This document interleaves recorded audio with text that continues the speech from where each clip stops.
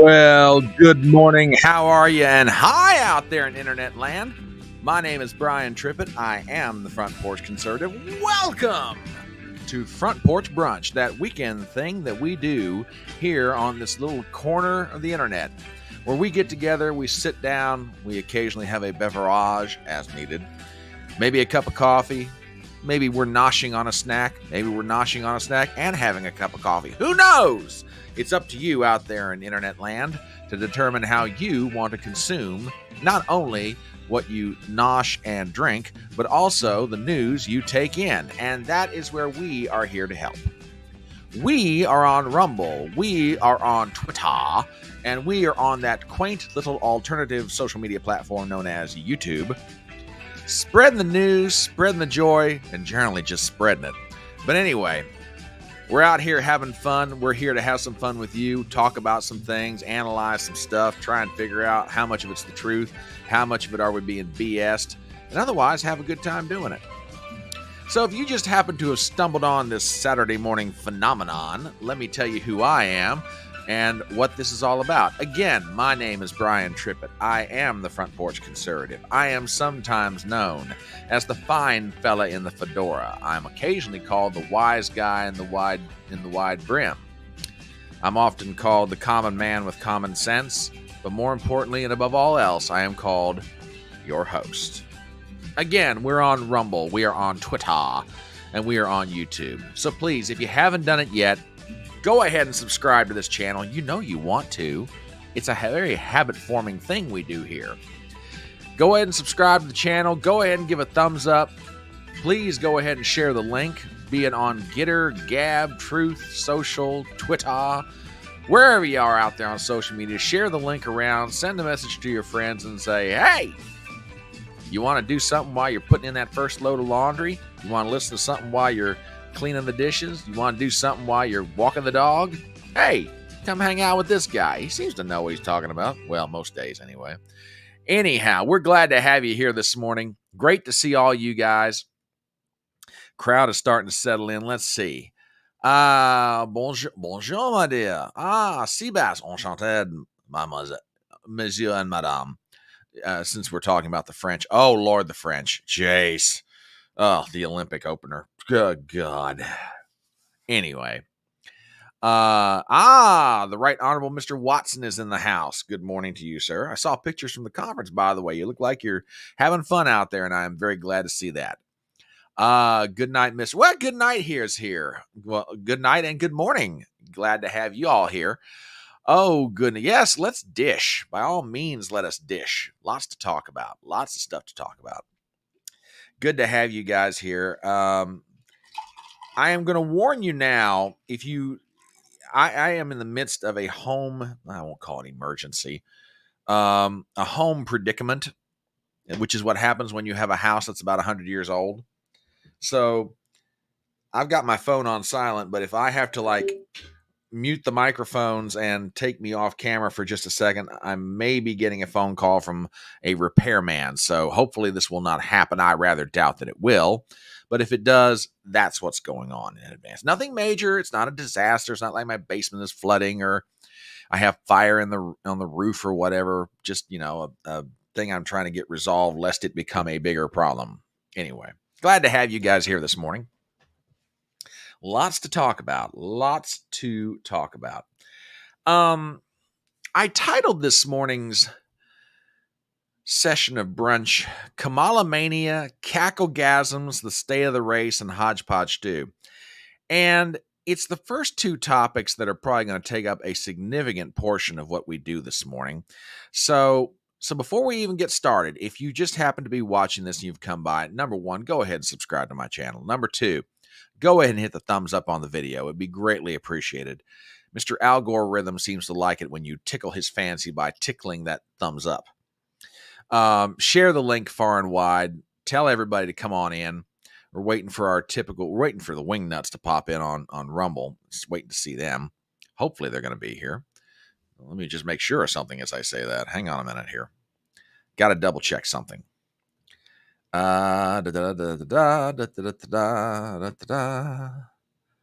Yada, yada, yada, yada. Yada, yada, yada. Da, da, da, da, da, da, da, da. Checking. Yeah, okay, I am live. All right, Yada, well, yada, yada, yada. Yada, yada, yada. Oh, stop that. Okay. Sorry about that, folks. Got a little bit nervous. I always get nervous when it comes to Rumble because sometimes I will, believe it or not, I tend to boomer things. I know it's shocking. Good morning, my dear. We're so glad to have you here. Oh, goodness. Yeah, we're going to be talking about Kamala-mania and Cacklegasms. Now, I have to give one of my listeners, M169, all the credit in the world. And if you're coming here and you're wondering, what the heck is a cacklegasm? Let me explain this to y'all. The other night we were talking, as we are prone to do on the electronic front porch, and I was trying to figure out a term that would explain the feeling that people get, or I should say, the feeling the media people in the media would like for the general public to have when it comes to the mention of Kamala Harris's name. And in my mind, I went back to the days of one of my heroes, Rush Limbaugh, in his early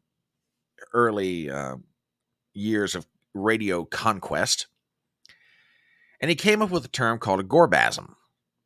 And a gorbasm is that feeling of euphoric joy that liberals in America felt at the mention of the name Mikhail Gorbachev. Didn't really mean anything was going to happen. It just meant they felt good about themselves by hearing the fact that, the name Mikhail Gorbachev was mentioned. Well, one of my listeners, M169, as she goes by on Twitter and social media in general, came up with the term cacklegasm. And I loved it. And then we came up with a really concise, enhanced definition for it. And the definition of a cacklegasm goes like this: the feeling of full-bodied orgasmic joy that one hears or one has upon hearing the name Kamala Harris mentioned in their presence. I mean, you say Kamala Harris to the right people, they're just like, ooh, ooh. I mean, they need to just go have a private moment. Some of these people, it's ridiculous what's going on right now. Now, I say that with a caveat. A cacklegasm is what the media is trying to convince Americans that they ought to have right now, where Kamala Harris is concerned. And there is one problem with a manufactured reaction versus a genuine one. And I think you guys automatically know where I'm going with this. It's not real. It's just not real. Yeah, well, all right. Now here is an example of a genuine reaction. Chris Matthews, back in the day, I mean, everybody remembers that great line of Chris Matthews. He said, when Obama speaks, I get a thrill going up my leg. Okay. Which, again, I love Matthews. Don't get me wrong. Matthews is one of those old timers that I like to listen to. I may not agree with him on much, but I mean, he's a good egg. And, this was 2007, 2008. The campaign was going on. Barack Obama was the greatest thing since sliced bread, and John McCain was old, crusty, and useless. And, that's when Chris Matthews got off the legendary line, "Oh my God, whenever he speaks, I get a thrill going up my leg." That's a genuine reaction. What the media is trying to manufacture with the current cacklegasm phenomenon that we're experiencing is fake. It's not real. And we're going to get into a lot of that this morning. So I'm going to explain to you why it is. She's formidable, but she's not invincible. And there's a distinct difference between those two things, which we will get into in earnest. Now, to give you an idea of just how much the media is trying to... I'd forgotten about this too. With the crease of his pants. Oh my, well, that explains his fascination with legs. Just saying. I'm going to play you a ad that she produced I should say Kamala Harris's campaign produced, and it's very slick. It's very good. It's really it's an amazing piece, to be perfectly honest with you. So, I want you guys to see this. I mean, it runs just about 2 minutes, but you know what? It's worth every second of it. It really is. So, folks, do me a favor. And again, I just want to show you, just what's going on right now. I want to give you a taste of what we're going to get for the next 100 days. So, folks, as always, give me a sound check. Let me know if this is coming through okay. And let us check this out. I, Kamala Harris, and your Democrat candidate for president, because Joe Biden finally exposed his senility at the debate. Thanks, Joe. I was selected because I am the ultimate diversity hire. I'm both a woman and a person of color. Now, wait a minute. This seems a bit odd, but you know what? We'll let this thing go to the end because, maybe it gets better from here. So hang on a second. So if you criticize anything I say, you're both sexist and racist. I may not know the first thing about running the country, but remember, that's a good thing if you're a deep state puppet.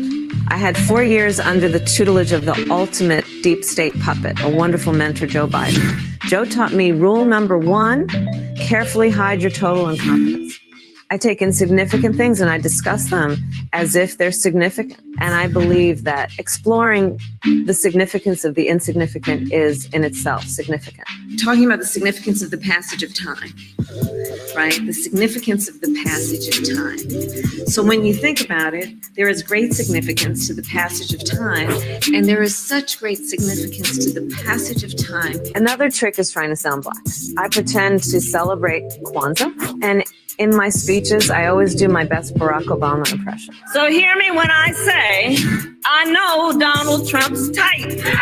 And okay, look, maybe my work addressing the root causes of the border crisis were catastrophic, but my knowledge of international politics is truly shocking. The United States shares a very important relationship, which is an alliance with the Republic of North Korea. It is an alliance that is strong and enduring. And just remember, when voting this November, it is important to see what can be, unburdened by what has been. And by what has been, I mean Joe Biden. You think the country went to over the past 4 years? You ain't seen nothing yet. Folks, I apologize. I think I found the unedited version of her campaign ad. And if that is the unedited version, I can definitely understand why they made some upgrades. Just saying. Oh, you want the link for that? Okay. Hang on. I'll drop this in. Yeah. Okay. All right, I'm dropping it in on the YouTube side. I'm dropping it on the Rumble side. There you guys go. Yeah, feel free. That I found that the other day, and I was like, oh my gosh, that's just pricelessly funny. Now, okay, but let me explain something. In part, why I did that, aside from the fact that I'm a sucker for a good joke, or even a bad one if I think it's funny. I'll hang on. I'll drop it back in again. No big deal.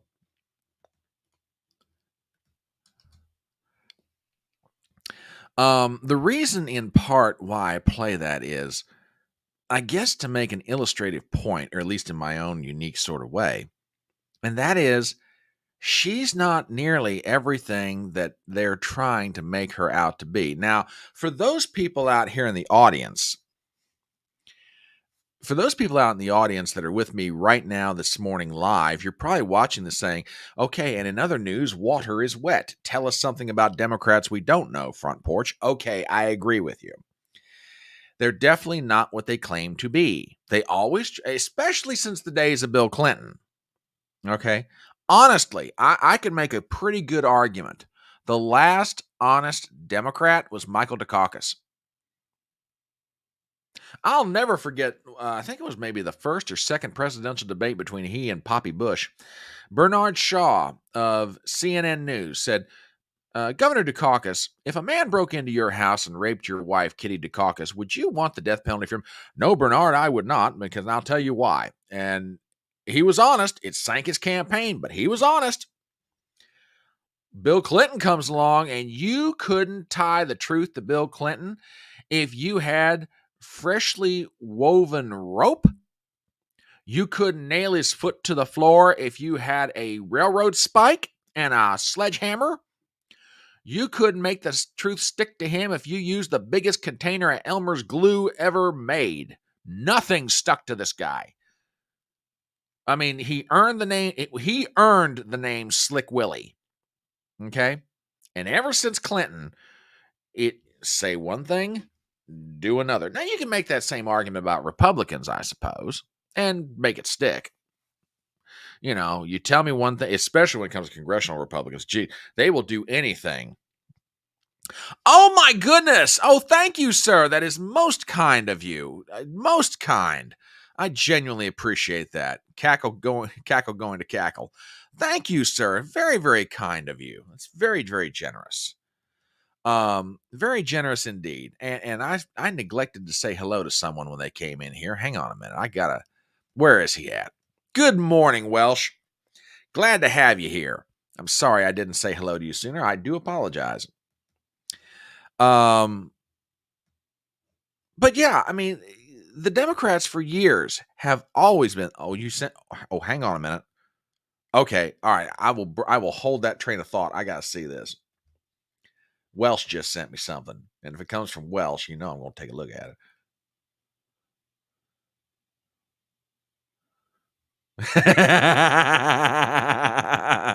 I got to put this up here. Hang on a minute. Let me see. Hang on. I got to pop this up on screen. This is too good. It's I don't know if I can enlarge this or not. I'll try. No, it's not going to let me. But basically, if you can't make it out, there's a gentleman here. He's looking at the sheep, and there's a giant wolf behind the sheep. Says, a wolf is behind you. One of the sheep comes and says, no to wolf haters. No to wolf phobia. Exactly. Welsh, you just nailing it. You just nailed it. That is funny. Thank you very much, sir. Very much. That is greatly appreciated. Oh, my gosh. Yeah, she's not nearly Kamala. She's not anything that the Democrats are trying to make her out to be. Now, don't get me wrong. I said she's a formidable candidate. She is very formidable.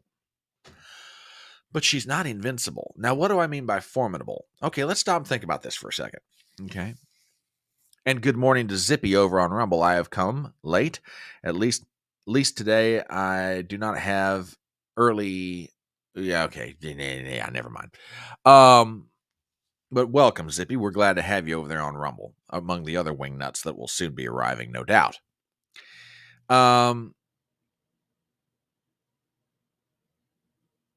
It's one thing to be formidable. She has the mainstream media on their side. And even though they don't have nearly quite the influence they once did, they still have a lot of influence. So she got that. She's going to have a significant amount of Democrat money on her side. Okay. She is going to have a general hatred for Donald Trump on her side. But that doesn't mean that she is invincible. Okay. Come tomorrow. I want you to think about this for 1 second. Come tomorrow, we're going to have 100 days left until the election. We're now down to roughly, about 3 weeks till the start of the DNC, the Democrat National Convention in Chicago.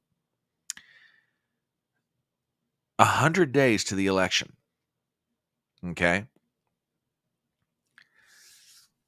What does Donald Trump need to do for the next 100 days? I'll tell you what he needs to do. 2 things. 1, spell out the vision of why you should be put back in the White House. That's the first thing.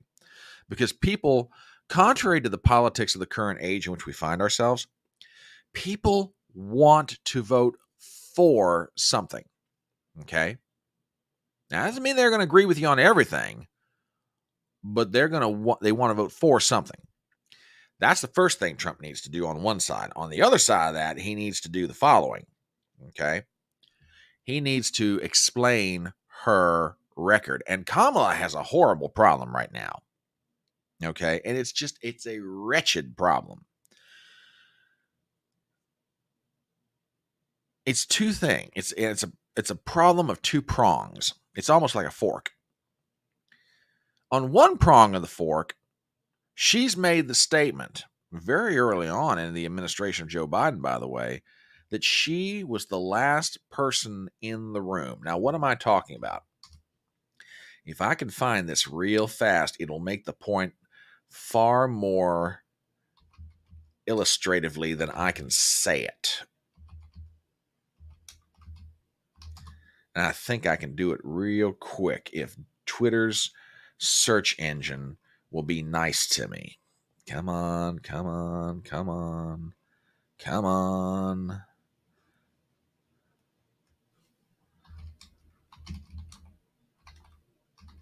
I think I can do this. Give me 1 second here, folks. Yeah, here it is. Here it is.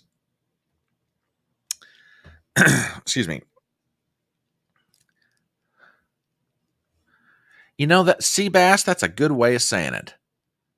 That's a good way of saying it.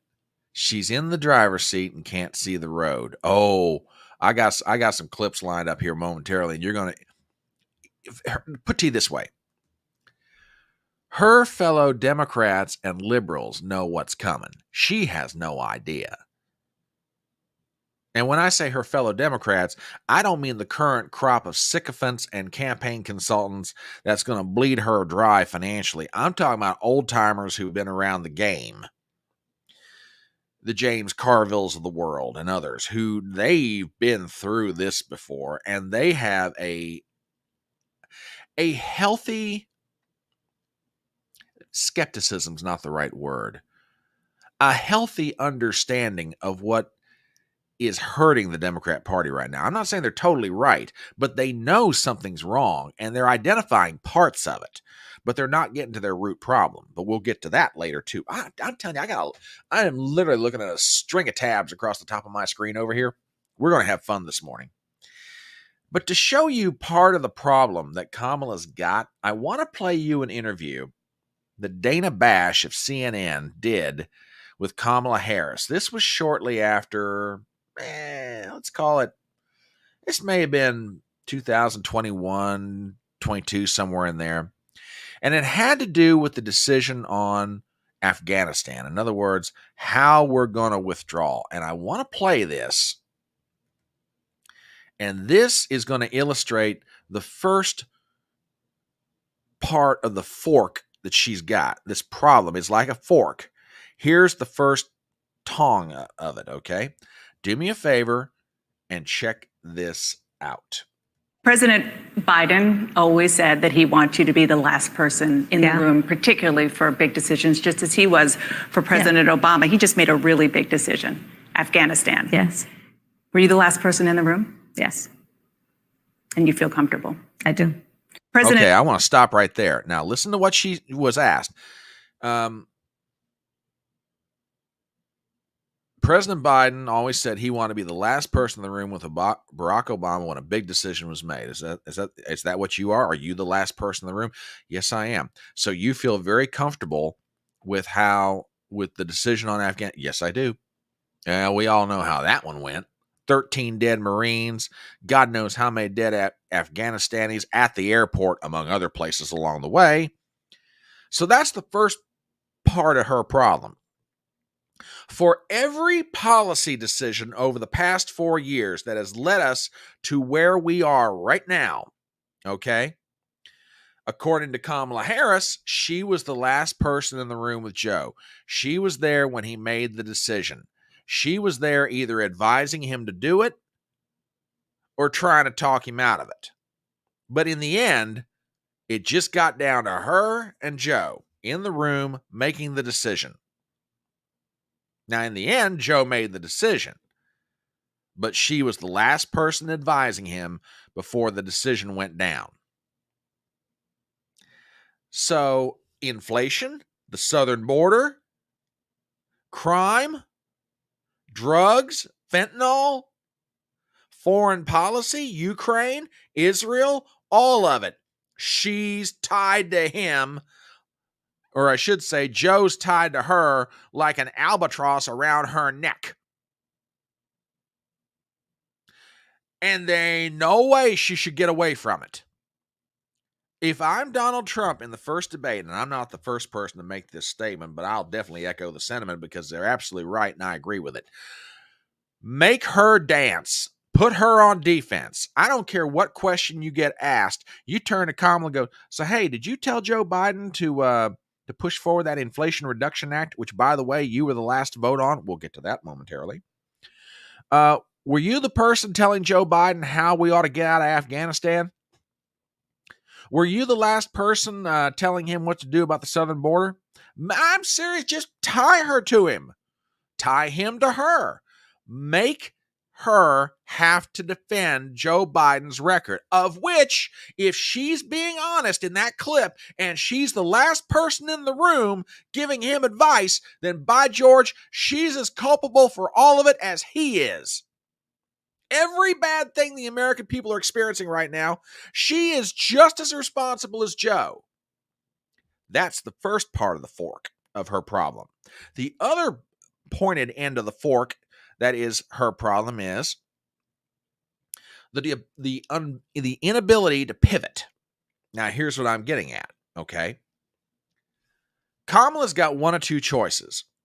She either runs on Joe Biden's record or she tries to run away from it. Now watch what she's already trying to do this, and I've got a great example of it. We'll get to it. We'll get to it momentarily. Okay. I got a great example of her trying to do this already. Okay. Of her trying to pivot away from Joe on an issue that, had she not ran her mouth over the past 5 years the way she did, she could possibly do it. She can't do it now. Too late. So what I'm getting at is this. Well, for 4 years, Joe Biden has believed in this policy, but I'm Kamala Harris. I'm a new kind of Democrat, and I think we ought to be doing this. Really? You know what Trump and his people are going to come back with? Then why didn't you try to change Joe Biden from inside the White House? For 4 years, you went along with him like a lapdog, like a sycophant, and just went along with anything he said. You went out there to defend him on every policy he put forward, on every idea he wanted to do. You were out there as an administrative shill, a talking point person. You were out there in the media giving interviews. Not that many, by the way, because she really can't talk to people. But you get my point. You either run on Joe's record or you got to run from it. But the problem is she can't run from it either. If she runs from it, she's going to piss off a significant portion of the base of the Democrat Party. She's going to be like, they're going to look at her and go, what do you mean you don't support and you don't support what? And you don't support who? And you're going to do what? That's exactly what's going to happen on one side. And on the other side, the Republicans are going to look at her and go, you phony baloney, plastic banana, good time rock and roll chick. What's the matter with you? Sorry, I chanted a little Rush Limbaugh right there. Apologies. I'm feeling the boss's vibe today. But you get my point. She's stuck on him. She's stuck with him. She's either got to campaign with him or she's got to campaign away from him. If she campaigns away from him, she's going to piss off the base of the Democrat Party. Which, by the way, I don't care what these polls are showing right now. She is shaky as all get out. There have been, and I showed an example of this the other night on Chatting on the Porch. They're doing focus groups right now in places like Wisconsin and other places, and these small little groups of Democrats or independent voters are getting together going, man, I don't know about her. I mean, if Joe Biden does resign before the end of his presidency and she becomes president, first question I'm going to ask is, how much did you help cover up what was wrong with him? And that's from either a Democrat or an independent voter, maybe both, who knows? But you get my point. She is in big trouble already because there's serious doubts about her. Because up to now, remember, it's been Joe Biden, Joe Biden, Joe Biden, Joe Biden with 100 days to go. Kamala, that's whiplash.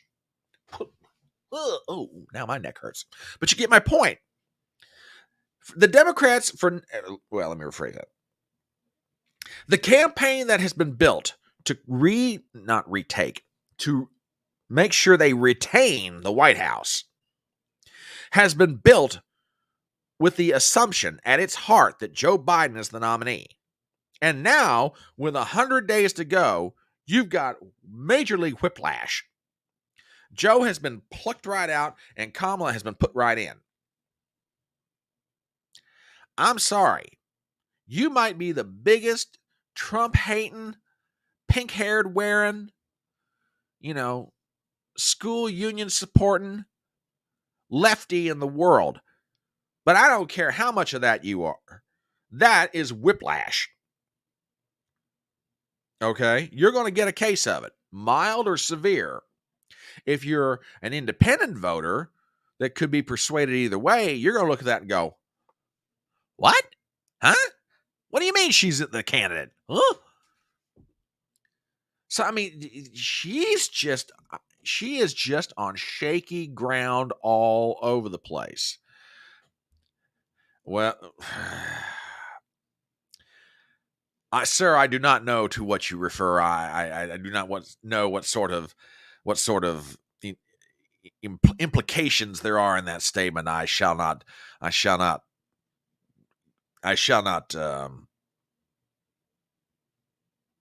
decorate the air with any further speculation about what that might mean. I tell you the truth. Yeah, this is one she cannot fork her way out of. Oh, baby, can she not fork her way out of it? She may have forked her way into it, but she ain't going to fork her way out of it. I'm sorry. I'm in a good mood this morning, folks. I apologize. But you see the problem.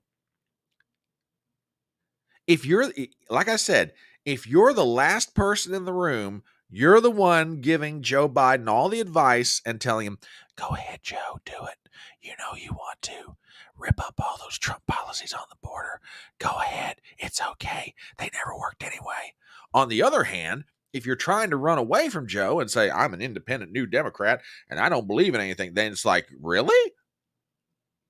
That's just not going to work.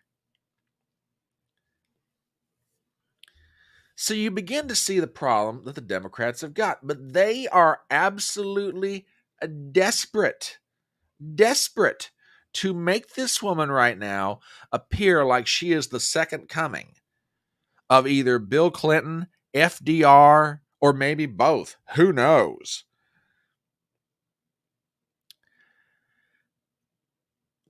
And I don't know about this. I don't know. And I respect your opinion. I'm not saying you're wrong, but I disagree with you slightly. There was one very big reason why Trump needed to pick J.D. Vance, and I say that reason's still valid. Life insurance, literal life insurance. Which, by the way, folks, did you hear about the fact that Trump not only is going back to Butler, Pennsylvania to do a rally, he's already announced to God and the world, hey, we're not going to stop doing outdoor rallies. And I took it when I read both of those on Truth Social, I took a deep breath and went, it's gonna make me pray a lot.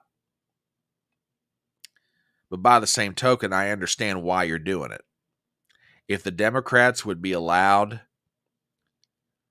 not even the Democrats, let me back that up. If the deep state would be allowed to cower Donald Trump into acting in any other way other than how Donald Trump wants to, or cower him into doing anything Donald Trump doesn't want to do, then Donald Trump is no longer Donald Trump.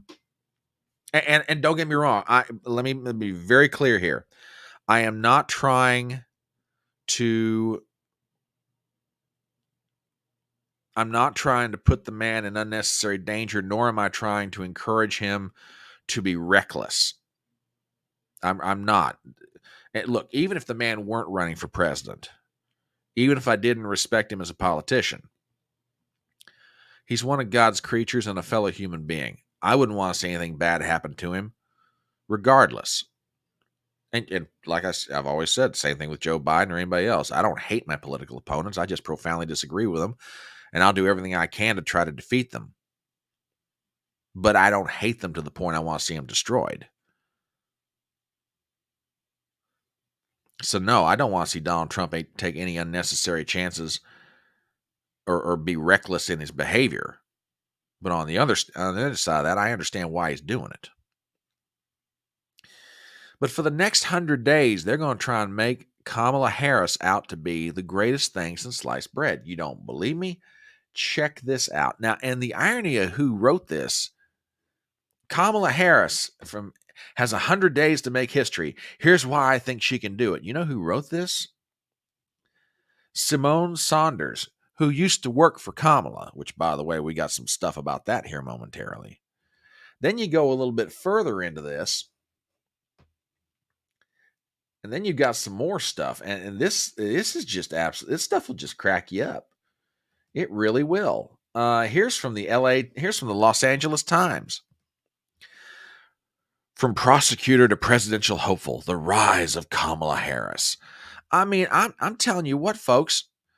And then we've got the properly edited campaign ad, which I will play for you. The properly edited campaign ad that she put out a few days ago. And I mean, this is slick. It's good production. It's everything else. I mean, watch this thing, and I want to get your reactions to it. I'm serious. Your genuine reactions to it. You know, and let me put you in the shoes of an independent voter who doesn't necessarily know as much about Kamala Harris as you might otherwise do yourself as an informed member of the Electronic Front Porch and a proud member of Fedora Nation. Okay? So put yourself in those shoes, the uninformed, independent voter. Watch this ad and tell me the kind of reaction you get. In this election, we each face a question. What kind of country do we want to live in? There are some people who think we should be a country of chaos, of fear, of hate. But us, we choose something different. We choose freedom.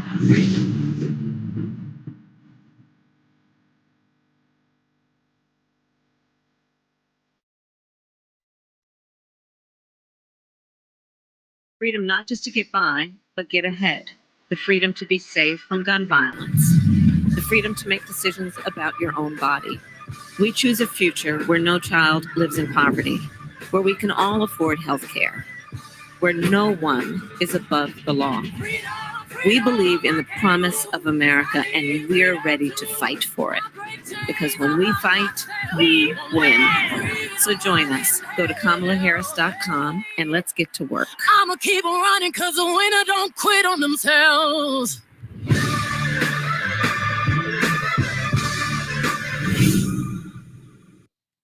Okay. Now, like I said, put yourself in the shoes of the average uninformed, and I'm not trying to be insulting when I call them that. What I mean by uninformed is they're not necessarily all the time paying attention to politics. You know, when it gets down to about 2 or 3 months of a presidential election, they start, dialing in, and they start, trying to figure out, hey, who should I be voting for? So you see that ad, and you see this dynamic, kind of mamala, if I may use that term. You see this kind of dynamic, energetic, new kind of Democrat. When we fight, we win. And we're prepared to fight for all these things we believe in. And here's what we believe in, and here's what the other guys are like. So you see that. And if you're the uninformed independent voter, okay, you see that, and this is just my take on it. Y'all can tell me if I'm wrong here. You see that, and you say to yourself, wow, look at that Kamala Harris. She ain't old crusty Joe Biden, man. She can walk and talk at the same time. She young, she pretty. I'm not gonna lie. Pretty looking. She's a good looking lady. She can be a good looking lady. She has a soul that's as dark as the pit of hell, but she's a pretty looking lady. There ain't no doubt about that. Hang on. Here we go. You know, attractive, articulate, relatively speaking. A fighter. She's spicy. She bringing it. She got big crowds. They're chanting her name. It's a great ad. It's a really great ad. And like I said, it just goes on to reinforce this thing that the media is trying to do. Again, from MSNBC. Of course, Kamala can beat Donald Trump. And then, oh my God, check this out. From Hillary Rodham Clinton herself. Oh my God. How Kamala Harris can win and make history. Oh my God. Who? Oh my Lord. I think I'm getting a cacklegasm. Yeah. I mean, it's manufactured. It's not genuine. And you want to know, yeah, exactly. Kiss of death. Obama version 2.0 is a bit, yeah, this is what I'm saying. It's manufactured, folks. You want to know how I know it's manufactured? Matter of fact, let me find this real fast.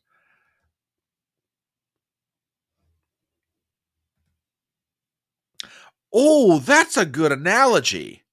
That's a really good analogy. She's the Moses to Kamala's Joshua.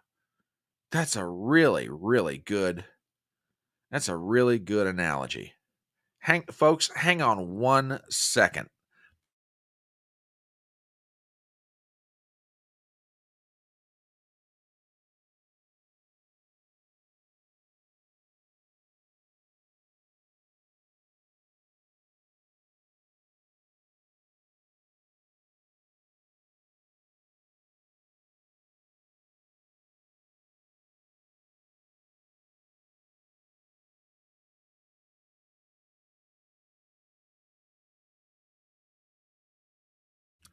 Okay, sorry about that, folks.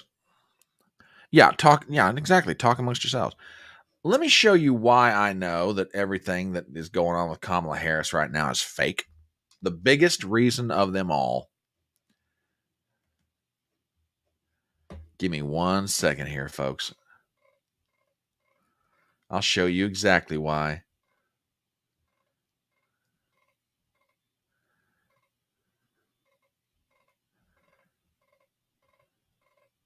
Almost there. I've almost got it. Hang on. Just about.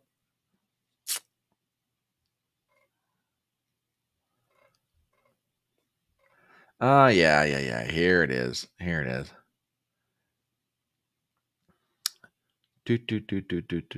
Yeah. From Kamala Harris's own Wikipedia page. I'm going to show you something, and you will understand why I say that it's all fake. It's this line right here. On December 3rd, 2019, Harris withdrew from seeking the 2020 Democrat nomination, citing a shortage of funds. In March, Harris endorsed Joe Biden for president. That's it. Let me read that again. On December 3rd, 2019, Harris withdrew from seeking the 2020 Democrat nomination, citing a shortage of funds.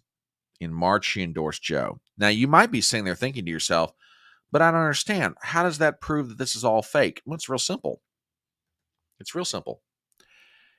If she were the genuine article, she never would have withdrew from the presidential race in 2019. If she were that captivating, that mesmerizing, that much of a figure inside the Democrat Party, She wouldn't have run out of money. She wouldn't have been polling at 2% in California.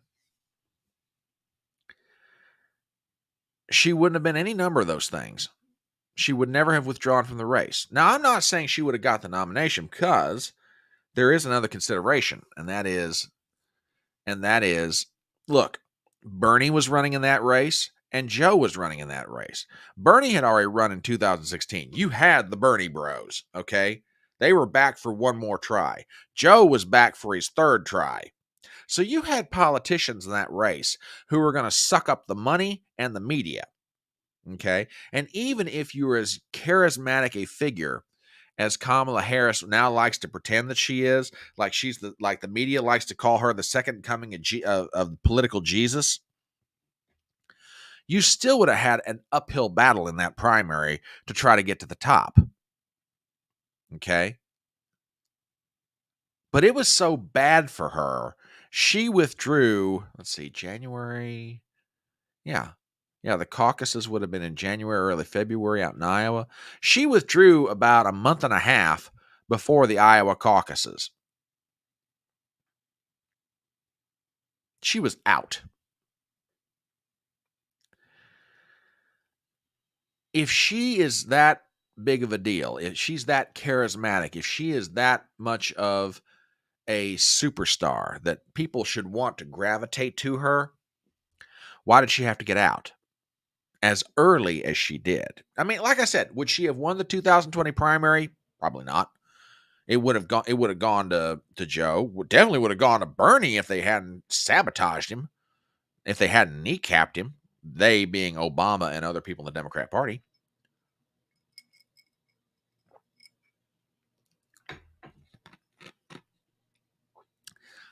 But she had to get out because she ran out of money, which is the mother's milk of politics.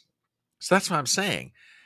What is going on right now is one of the biggest pieces of fakery, okay, that you're ever going to see. Now, that's one part of why I say she is formidable, but not invincible. Now we're going to go through a whole list of sub-reasons why she's not invincible. And it can be those sub-reasons can be summed up in two words: her record.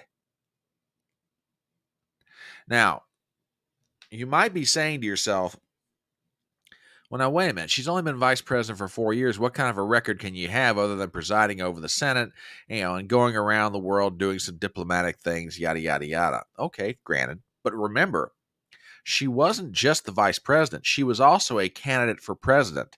She was, from 2018 to 2020, a U.S. senator. Okay?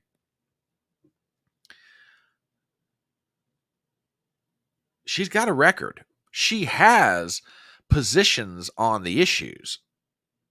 Okay?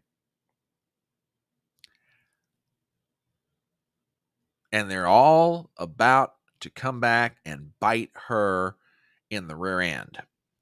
We start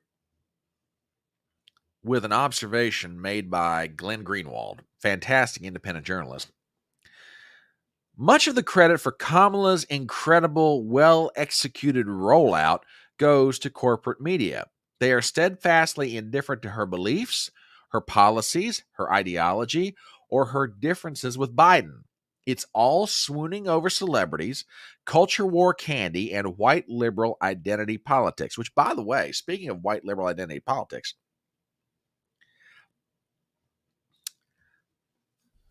did anybody notice something funny about her rally in Wisconsin? And Rich Barris pointed this out. I didn't pick up on it, but he's absolutely right. That crowd in Wisconsin was old white liberals.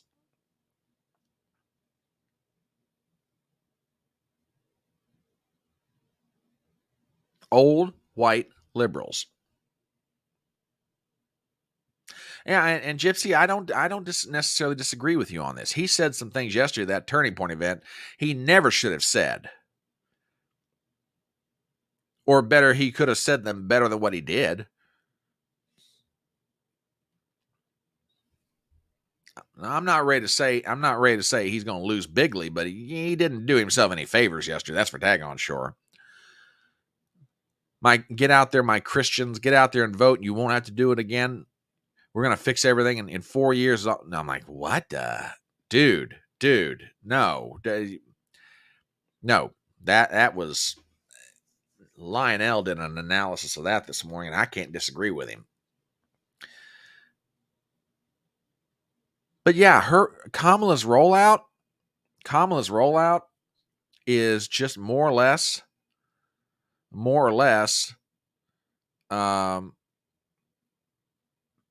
media. It's media manufacture.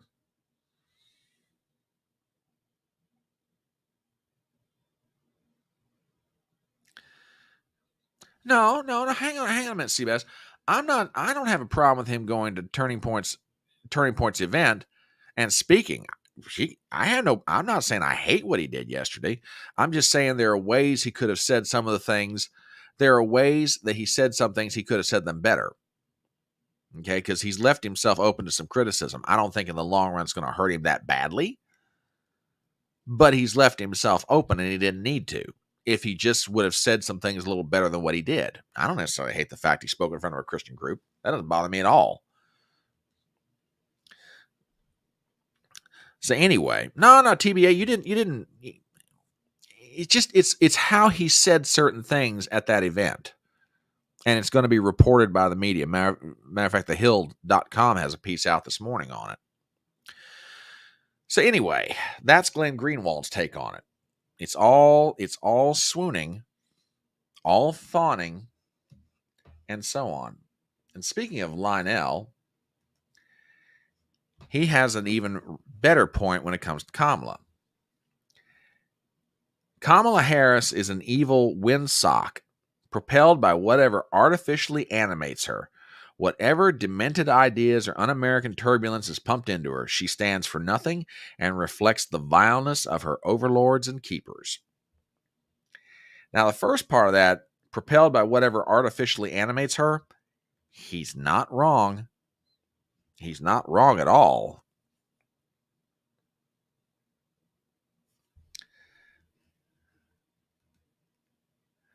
For example, let me show you something. And here's where her problems start. She's trying to compete in the Commonwealth of Pennsylvania. What is one of the biggest drivers of the economy in Pennsylvania? Energy production. Oil, natural gas, and fracking. Okay.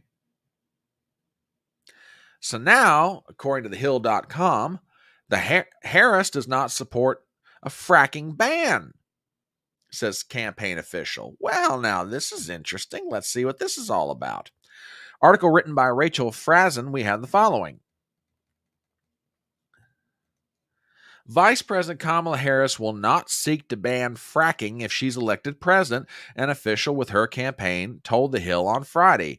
Harris's position not to support a ban on fracking differs from where she stood when she was running for president last cycle.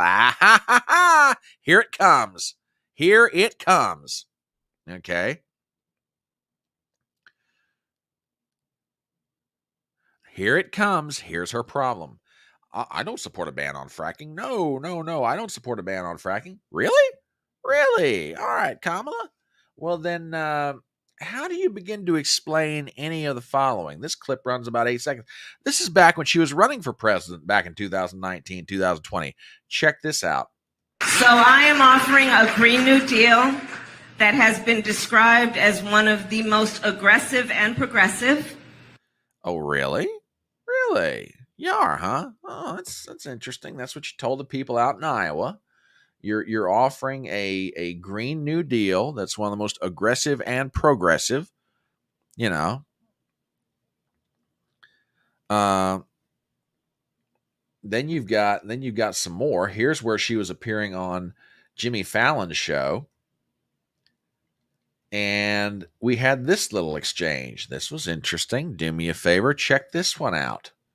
I am committed to passing a Green New Deal, creating clean jobs, and finally putting an end to fracking once and for all. There's no question I'm in favor of banning fracking.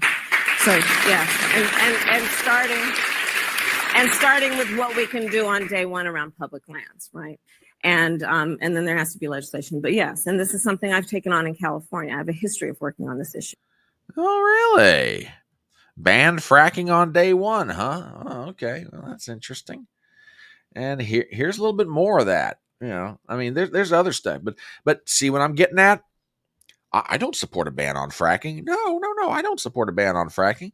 I am in favor of a Green New Deal, the most aggressive and progressive you've ever seen. And absolutely, we're going to ban fracking on day one. Come again? What? Huh? What do you mean? What do you mean you're going to ban frack? This is what I'm saying. Formidable, but not invincible. Her record, her comments, her everything is about to come back on her. Here's another one. Let's take a different issue. Crime and policing. What does Kamala Harris really think about all this? Well, I'll tell you what. Let's go back in time. You know, this is back some years ago.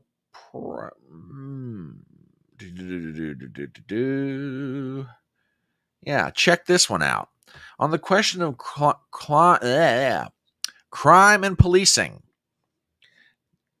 Trying to look, part of this movement, and it's not just a moment, it's a movement, standing on the shoulders of the movements before. Part of this has to be about changing the system, rehauling the system, upending the system. And so that piece of it, you're right. Under this Attorney General, I have no hope for it being implemented. But God willing, he will be out of that office shortly. And then we need to have a requirement that office do the right thing going forward. So then if you're for overhauling, where do you stand on defund the police? Look, right. So here's the thing. Defund the police. The issue behind it is that we need to reimagine how we are creating safety. And when you have many cities that have 1/3 of their entire city budget focused on policing, we know that is not the smart way and the best way or the right way to achieve safety. If for too long, the status quo thinking has been you get more safety by putting more cops on the street. Well, that's wrong. Because by the way, if you want to look at upper middle class suburban neighborhoods, they don't have that patrol car. They don't have those police walking those streets. But what they do have, they have well-funded schools. What they do have is home ownership, high home ownership rates. What they do have are thriving small businesses. What they do have is access to public health and mental health services. So this whole movement is about rightly saying, we need to take a look at these budgets and figure out whether it reflects the right priorities.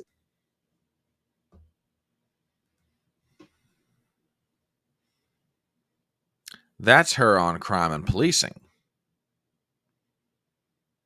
Oh, she's dangerous.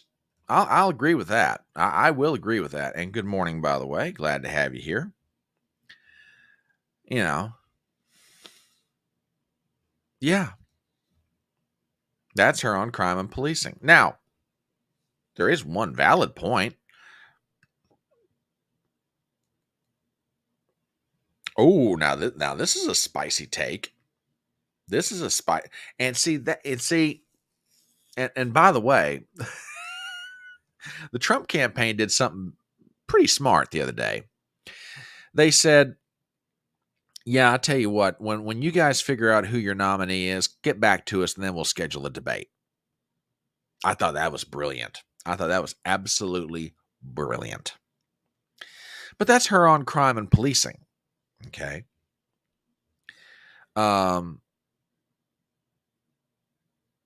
Where is she on other issues? Okay. Before I get away from this, before this gets away from me, talking about crime and policing, you know, remember that article from the LA Times, from prosecutor to presidential candidate, the rise of Kamala Harris? You know, she's trying to go back on that record of, and I was a prosecutor when I was a district attorney in San Francisco, and I was the attorney general of California when I was tough on crime, yada, yada, yada. Remember all that? You want to see a real good example of what Donald Trump should do to her in the debate? Take you back in time. This is from one of the 2020 Democrat presidential primary debates. You remember this exchange? If not, get ready because you're about to have some fun. Now, Senator Harris says she's proud of her record as a prosecutor and that she'll be a prosecutor president, but I'm deeply concerned about this record. There are too many examples to cite, but she put over 1,500 people in jail for marijuana violations and then laughed about it when she was asked if she ever smoked marijuana.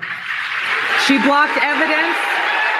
She blocked evidence that would have freed an innocent man from death row until the courts forced her to do so. She kept people in prison beyond their sentences to use them as cheap labor for the state of California. And she fought to keep cash bail system in place that impacts poor people in the worst kind of way.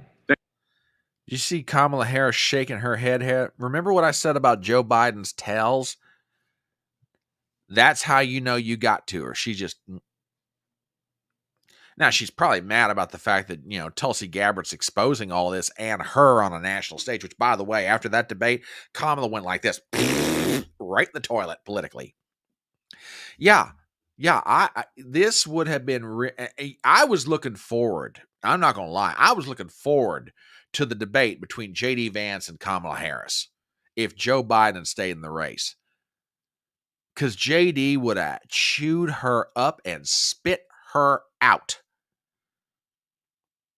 And if I'm Donald Trump, what Tulsi Gabbard just did to Kamala in that clip from 4 years ago is exactly what Donald Trump needs to do to her in the debate or debates they're going to have. Just throw her record right at her.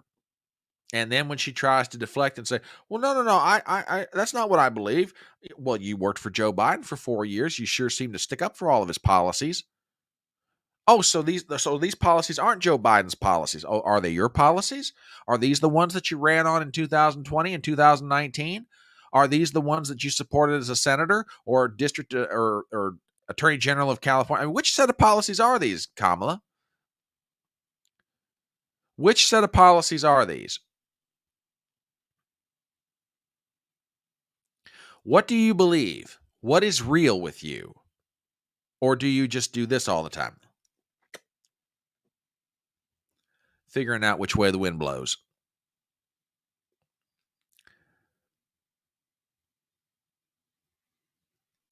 I'm not saying she can't. I'm not saying she's not going to be tough. I'm just saying, due to her, what people on the internet are doing right now, which I'll make a point here about that here in a minute. Oh, we got some more about Kamala. Don't you worry, friends. You remember that Inflation Reduction Act very early on that you remember very early on the Inflation Reduction Act, which was going to take care of inflation, all that good stuff. And now we've got inflation every time we go to buy food at the grocery store or gasoline for our cars or everything else we got to spend money on. Everything is going up and up and up and up. Just remember something, folks. Were it not for Kamala Harris, we might not have had that. Oh, what do you mean? Wait, I thought Joe Biden was the one pushing that. Yeah, but just remember something, folks. Kamala Harris was the tie-breaking vote in the Senate that got the bill passed. Article from justthenews.com. Headline, Kamala Harris's direct connection to Biden inflation. The tie-breaking vote in the Senate for the stimulus package. Inflation is squarely on her shoulders, says Representative Byron Donalds. Vice President Kamala Harris cast a tie-breaking vote in the Senate for the first COVID-19 stimulus package in 2021, which led to inflation in what critics call a sign of what is to come in a possible Harris administration. Harris, who is president of the Senate, has cast the most tie-breaking votes in the Senate as any vice president, a total of 33 thus far. Her second tiebreaker was for the stimulus package at the beginning of the Biden administration, which has significantly impacted the economy as inflation has skyrocketed. Harris cast the tie-breaking vote in the Senate on a $1.9 trillion stimulus package in February of 2021 before it was sent over to the House of Representatives and passed. Following the passage of the stimulus package, inflation increased significantly. Inflation was at 1.4% in 2020, then jumped to 7% in 2021. Biden repeatedly said he inherited a 9% inflation rate, which CNN has called a lie. So yeah, she's a lot to do with the inflation that we're all dealing with. Oh, Joe may have proposed the idea, and the Congress may have written the bill, but remember, folks, it never would have gotten out of the Senate over to the House were it not for Kamala Harris. And I agree with this. He needs to get ready for this stuff because she'll do it. She'll throw it at him.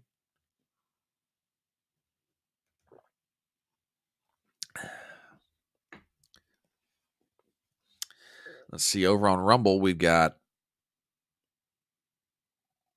Zippy says, government deciding what free speech they can jail you over, comrade, the gulag awaits. Sadly but true. Let's see.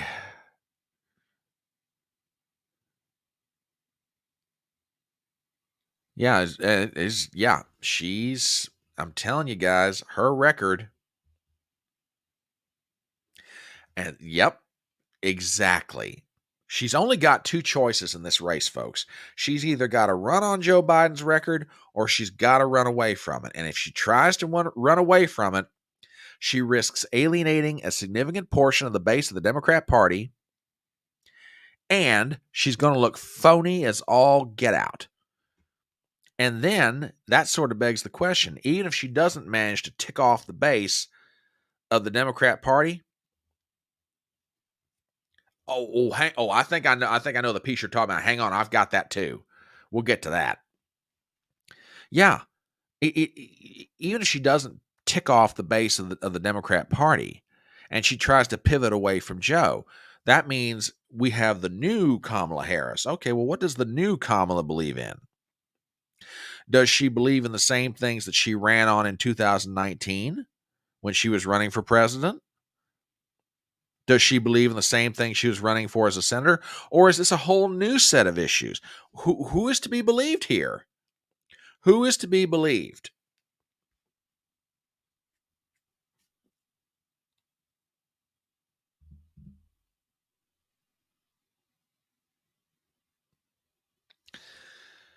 More from Kamala, or more on her record anyway.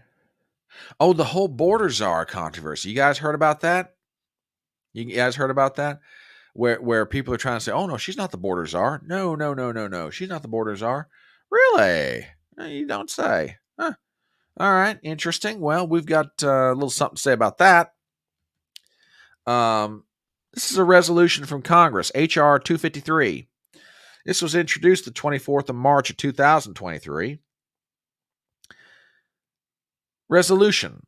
Whereas on March 24th, 2021, Vice President Kamala Harris was named border czar in charge of leading efforts to stem migration across the U.S. border. What? Whoa, wait a minute. What do you mean? Hold it. I thought she said she wasn't the border czar, or the media is trying to say she wasn't named the border czar. Now, remember how this controversy got started, right? So, individuals, be they in the media, social media, wherever they might be, said, okay, so Kamala is the presidential nominee, or may soon be the presidential nominee. Let's start looking at her record. Hey, wait a minute. Wait a second. Wasn't she supposed to be the border czar? Oh, no. She was never the border czar. No. She was never the border czar. No, I don't know what you're talking about. Border czar? No, she wasn't the border. This problem we got now, she has nothing to do with that. No. That lasted about a week. Because it's painfully obvious. I mean, look, I'll put this back up here. Look at it for yourself. By a resolution of Congress, they recognize in March of 2021, Vice President Kamala Harris was named the border czar.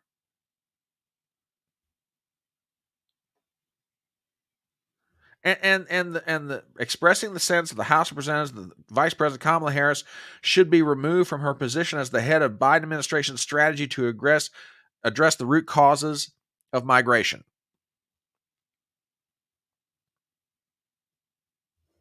Well, small time. Show him this. Here, I'll do you better than that. Here, you drop this one. You drop this one on him. Here you go. And I'll drop this on the Rumble side too. Show it to him. And if he doesn't want to believe that, I got another one for him. I got another one for you, Dad. I got another one. Hang on a minute. Let's just get into all this. Let me straighten up some of what I'm working on here. Let's talk about this one. This is an interview between Chuck Todd and, it's not as famous as the Lester Holt interview. Oh my God, she was terrible in that interview. But this runs about 1 minute. Okay. Just now remember, she's the border czar. Oh yeah, we could get into that too. I haven't got that pulled up, but we can get into that. But here's Chuck Todd in a rare moment where he actually practiced journalism. Check this out. I want to ask you about the border. Would you call the border secure? I think that there is no question that we have to do what the president and I asked Congress to do. Is the first request we made: pass a bill to create a pathway to citizenship. The border is secure. What? The border is secure? The board now. I said Chuck Todd committed an act of journalism. Okay, he did. I'll explain here in a minute. The border is secure. We asked Congress to pass a bill for a pathway to citizenship. Okay. Really? Yeah. No, I agree with this. I agree with this too. I agree. But and by the way, something just hit me. So let's remember how this went down. In January of 2021, the Democrats controlled the House. The Democrats controlled the Senate by virtue of the special elections in Georgia.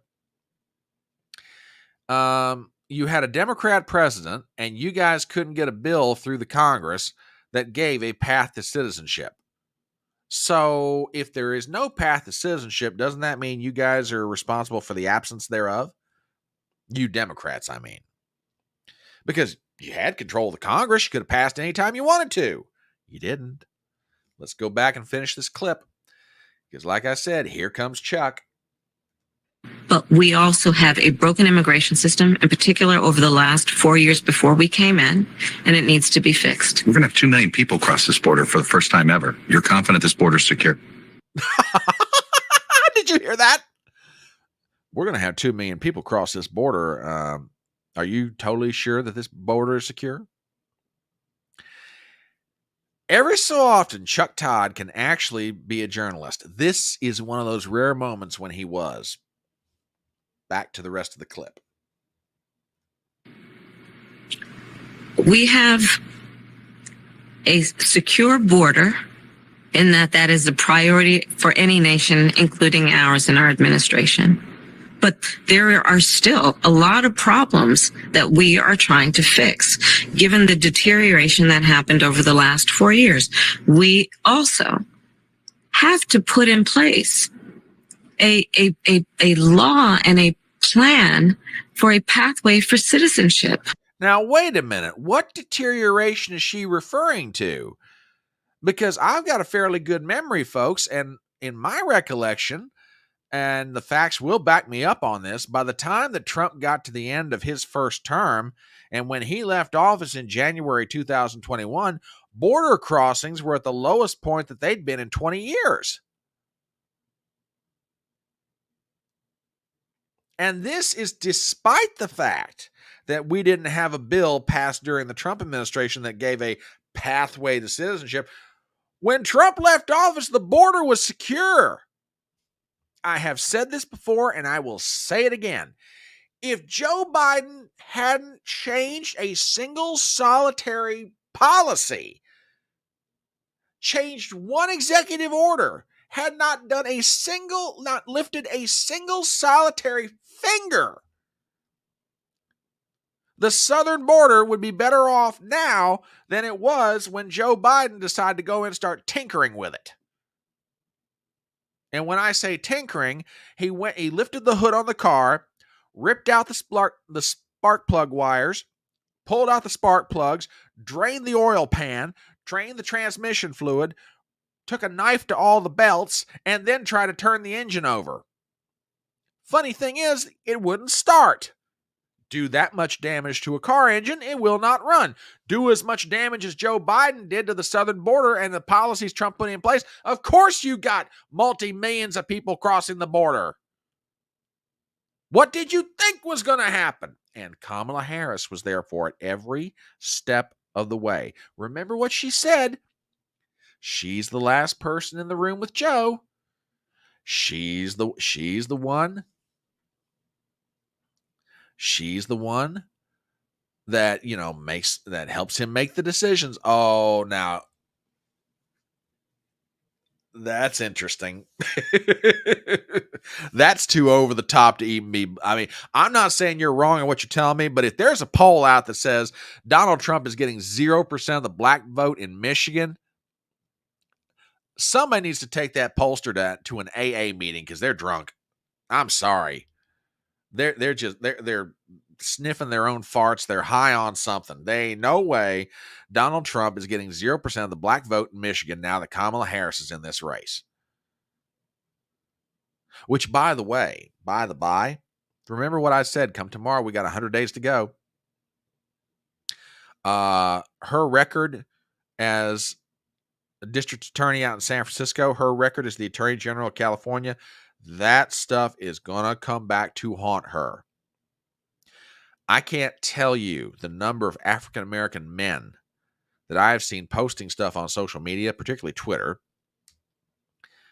that are like, yeah, she put me in jail, and there was no reason for her to do it. Yeah, exactly.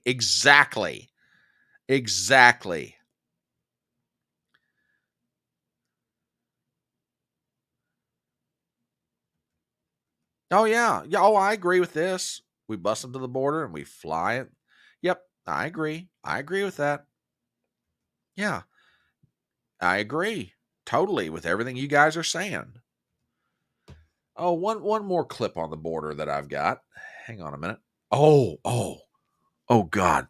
This one is the most insulting of them all. I'm not kidding. It really is. It really is genuinely one of the most insulting things of all. This is from a hearing a few years back when she was still a senator. And she had an official from Immigration, Customs, and Enforcement testifying in front of the committee that she sits on. I'm telling you, folks, this is going to make your blood boil. And I apologize, but I'm doing this to make a point. Ku Klux Klan, the KKK. Well, the Klan was what we would call today a domestic terrorist group. Why? Why would we call them domestic terrorist group? Because they tried to use fear and force to change political environment. And what was the motivation for the use of fear and force? It was based on race and ethnicity. Right. Are you aware of the perception of many about how the power and the discretion at ICE is being used to enforce the laws? And do you see any parallels? I do not see any parallels between I'm talking about perception. Officers and agents. I'm talking about perception. I do not see a parallel between what is constitutionally mandated as it relates to enforcing the law. Are you aware that there's a perception? I see no. Are you aware that there's a that perception? puts ICE in the same category as the KKK? Is that what you're asking me? No, I'm very specific about what I'm asking you. Are you aware of a perception that the way that the discretion I see no parallel. I'm not finished. I see none. I'm not finished. I'm not finished. Are you aware that there's a perception that ICE is administering its power in a way that is causing fear and intimidation, particularly among immigrants and specifically? Now, I'm going to stop this for 1 second, and I'm backing this up. I'm not going to replay it, but I want you to look at the look on his face. This is a man that is pissed. And frankly, I don't blame him. She just compared immigration's custom and enforcement officials to members of the Ku Klux Klan. Let me say that again for those of you Democrats out there watching this who didn't hear me. She just compared members of the Immigration and Customs and Enforcement Agency to members of the Ku Klux Klan, to white bedsheet wearing, hate-filled, race-hating people. She just compared those individuals to people who are asked to enforce our border policies.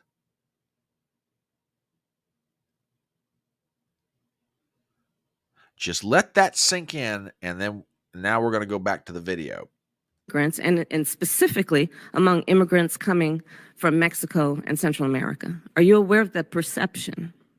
I do not see a parallel between the power and the authority that ICE has to do its job and the agents and officers who do it professionally and excellently with lots of compassion. Sir, how can you be the head of an agency and be unaware? And it is harmful in terms of leading those who are innocent people arriving at our border, fleeing harm. It is harmful to them, Ku Klux Klan, Ku Klux. Yeah. Zippy over on Rumble with a Rumble rant. Thank you very much, Zippy. I appreciate it. Terrorists are okay when they are on our side. Well, I mean, let us continue. I finally said something you can repeat. LOL.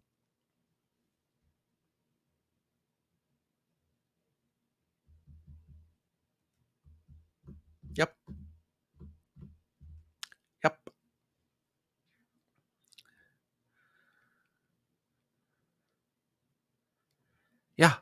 Yeah. Oh yeah. Yeah, basically. Yep. Yeah, as though that gentleman in the video is to blame for somebody's warped perceptions. It's his fault they think that way. Not that they're at fault for not, going out and being well informed about an issue and then coming to a conclusion. Yep, it's everybody else's fault. Yep. And by the way, going back to, what's Kamala Harris's position on the border? Well, here's one more little piece of news for you. Remember the border czar? She's in charge of trying to make things better, yada, yada, yada. Now, check this out from our friends over at Fox News, and I use that word friends advisedly. Flashback. Harris tried to defund Border Patrol agents and slash the ICE budget. Harris now supports a bill that would increase beds and custom Border Patrol staff. By Adam Shaw of Fox News, we have the following. Then Senator Kamala Harris in 2018 pushed her colleagues in the Senate to reject a request by the Biden administration for more, the Trump administration, I apologize. The Trump administration for more funding for immigration detention beds and Border Patrol agents. In a letter to senators on the Senate Appropriations Committee in 2018, Harris and other senators called for them to reject Trump's FY19 funding request for a costly and ineffective border wall, new Border Patrol agents, and a large increase in U.S. Immigration and Customs Enforcement and detention beds. We urge you to reduce the funding for the administration's reckless immigration enforcement operations that are tearing families apart and hurting our economy. So I have a question. Kamala, what's your position on the border? Oh, we need a strong, secure border. Really? Then how come about 6 years ago you were trying to get your colleagues in the Senate to vote against increased funding for custom border patrol agents and increased for certain things that we're trying to do to, sustain and control our border. Well, that was back when I was a senator. Now I've been a vice president. I've been the border czar. Well, really? So what's your position? This is what I'm saying, guys. This is what Trump needs to do in the debate. And not just the debate, every speech he gives. And again, not necessarily an original opinion of mine, but I wholeheartedly back this up. Every speech he gives from now to November, just hit her with it. Everything she's ever said, every policy position she's taken, every interview she's ever given, just lay it out to the American people and then look at them and go, do you really want to put this in the White House? This is not just 4 more years of Joe.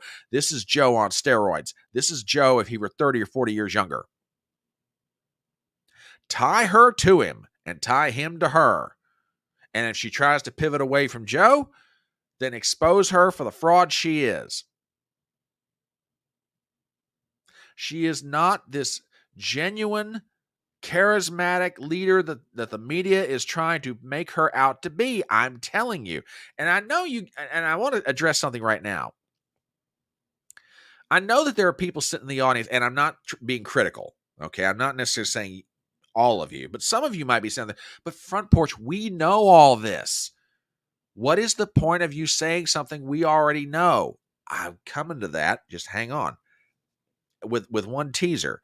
This isn't necessarily for some of y'all, but it's for a group of people that sometimes we don't always think about. And it's not a criticism of anybody watching this right now, so don't misunderstand me, but I've got a point that I'm getting to here. Zippy over on Rumble with a Rumble rant says, it's your fault a man cannot be a woman, and it's your fault people choose crime. It's your fault people cannot get jobs, never the individual's own fault. Fair point. Fair point. No, we did not get into that. We did not, but we will touch on that. Absolutely. So that's her on the border. What else do we have? Oh, okay. Now. So we've talked about her positions on the border. We've talked about her positions on crime. We've talked about her positions on punishment. We've talked about, any number of different things already. And now here's the summation of the argument. Michael Schellenberger, and I think it was up in Connecticut that referred to this a moment or two ago, had a great statement that he put out the other day. And I want to play this because in its entirety, it makes so much sense. So do me a favor and check this out. Democrats who have supported Harris her whole career appear to think that her being half black and a woman made her a unique and gifted politician. Yet Harris is the opposite of unique. She rose to the top by conforming, not standing out. Throughout her political career, Harris hewed to what Democratic interest groups and the political consultants who served them demanded from her. She inherited the political machine created by her former boyfriend, Willie Brown. Harris has largely avoided facing substantial competition, and the one time she did in 2020, voters resoundingly rejected her. Despite this rejection, Harris was handed a position as vice president in what was widely perceived as a strategic move by Biden to put a black woman on the ticket. Holding Harris to low standards reflected Democrats' soft bigotry and patronizing attitude towards minorities. Because the party has essentially coddled Harris, she has not been forced to grow as a leader in ways she might otherwise have. That Harris is now consolidating support as Democrats' best hope of defeating Trump points to a major legitimacy crisis for the party, as well as for the media and the federal bureaucracies that are heavily aligned with it. It was only possible for such an unpopular candidate to gain the party's support because since 2016, Democrats and the mainstream media have gone to extreme lengths to subvert democracy in order to target Trump. Those lengths have included the Russia collusion disinformation campaign, mass censorship of political speech, attempts to criminalize political opposition, and an effort to prevent Trump from running for office again. All these activities have eroded the legitimacy of the state, the media, and the party. Their legitimacy depends on public confidence. This confidence diminishes when these institutions are so transparently undermining civil rights, failing to meet citizens' needs, and operating without integrity. The war on democracy led by Democrats, the press, and the deep state has in this way ultimately helped Trump gain support. At the same time, it's left Democrats without good options to defeat him. By favoring woke racialist politics over a substantive political platform, and by selecting nominees in an anti-democratic process for 3 presidential elections in a row, Democrats have been left with an extremely weak candidate. I hate Michael Schellenberger, because that guy said in 2 minutes what I've taken an hour and a half to talk about. Now, I mean, I don't really hate him, but that is probably the best 2-minute summation that you're ever going to find. Like I said, I love and hate guys like Schellenberger. In 2 minutes, he did what's taken me an hour and a half to do. Don't get me wrong, I'm more fun. No, I'm kidding. But yeah, you see the point. And I want to go back to something that Schellenberger addresses in his commentary. She's never been vetted. And the only time she was resoundingly rejected. Schellenberger's got a very valid point here. And this, I think, I won't say it's the only weakness she's got, but it may be the biggest flaw to the argument as to why it is the Democrats need to name her as the nominee. And here's what I'm getting at, okay? Let me do one thing real fast while I'm thinking about it. I'm going to drop Schellenberger's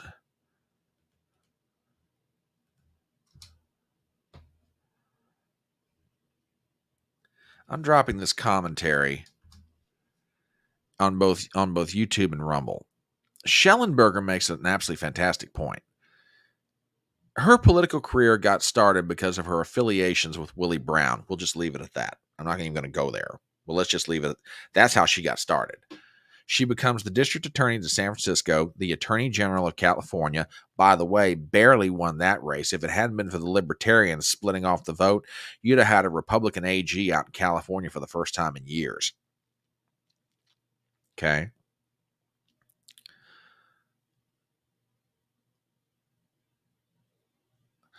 She barely wins attorney general. She goes on to become a U.S. senator. Why? Because California right now wouldn't know a competitive race between Democrats and Republicans if it came up and kissed them. She runs for president in 2019, and nobody wants her. She withdraws from the race in December of 2019 because she's out of money. No one wants to give her money. Tulsi Gabbard, in 40 seconds, completely dismantled her campaign for president in a 40-second exchange in one of the Democrat primary debates. She was never the same. Kamala was never the same after that.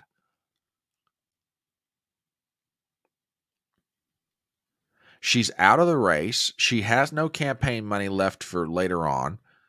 Biden comes along, picks her up as the vice presidential nominee. By the way, against the advice of friends of his.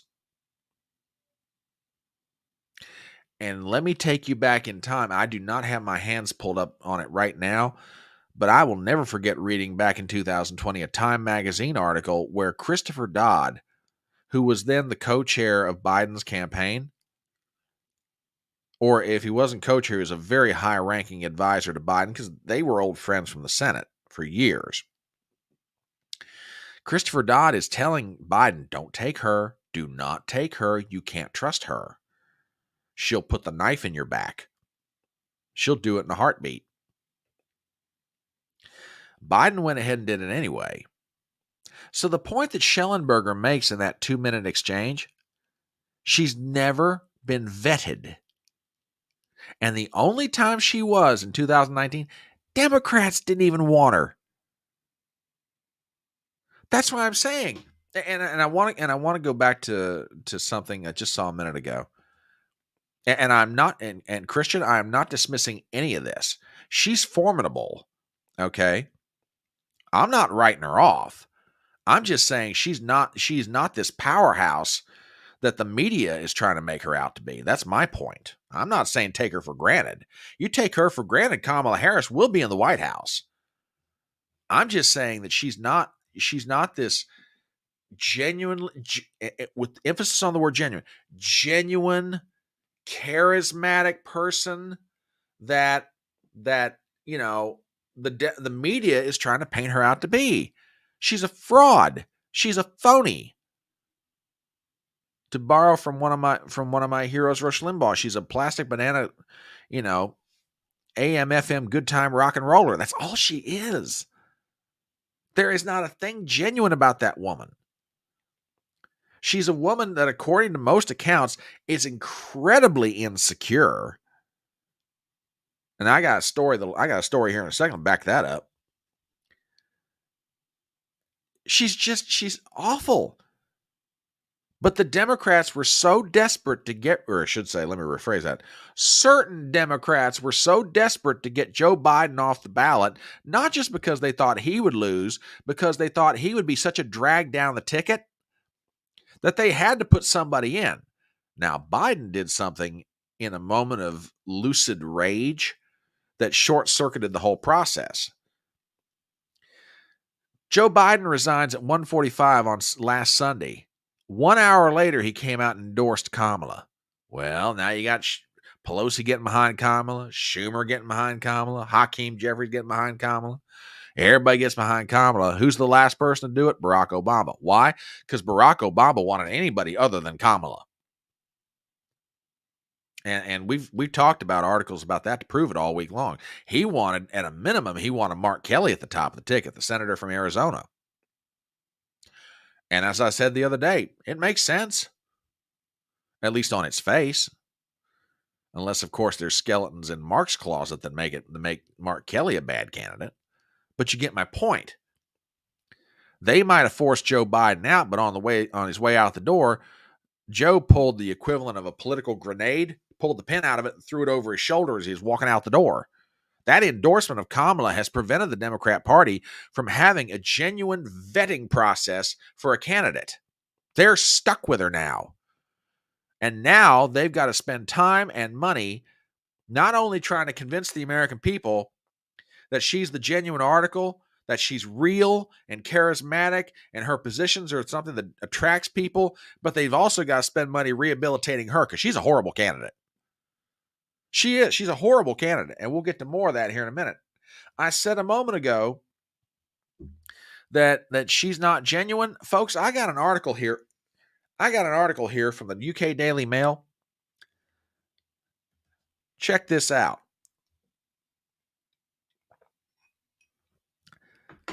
Kamala Harris, the soul-destroying bully.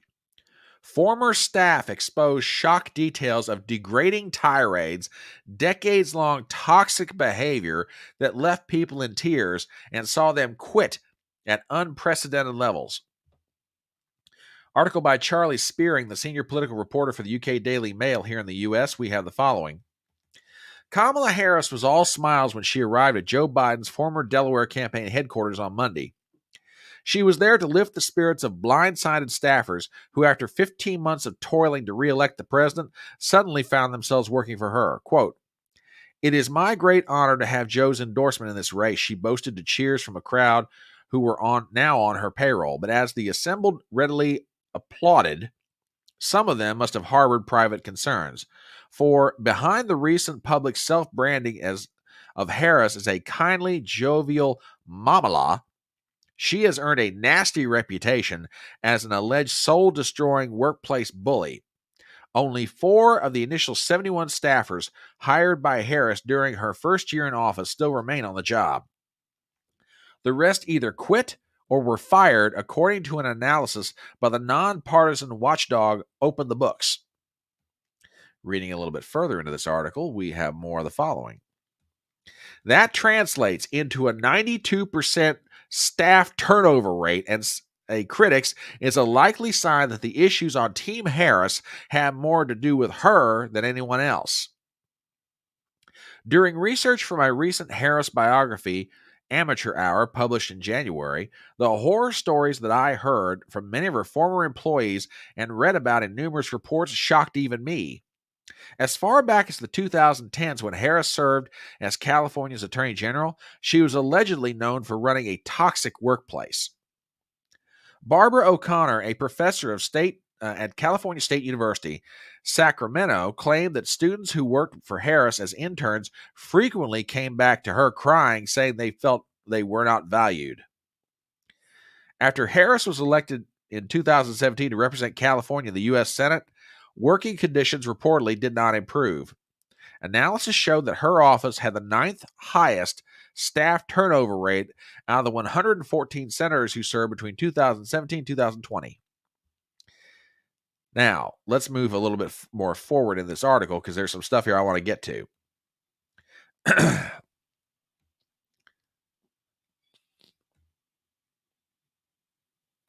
Just a few months into the Biden administration, troubling stories about her management style surfaced once again.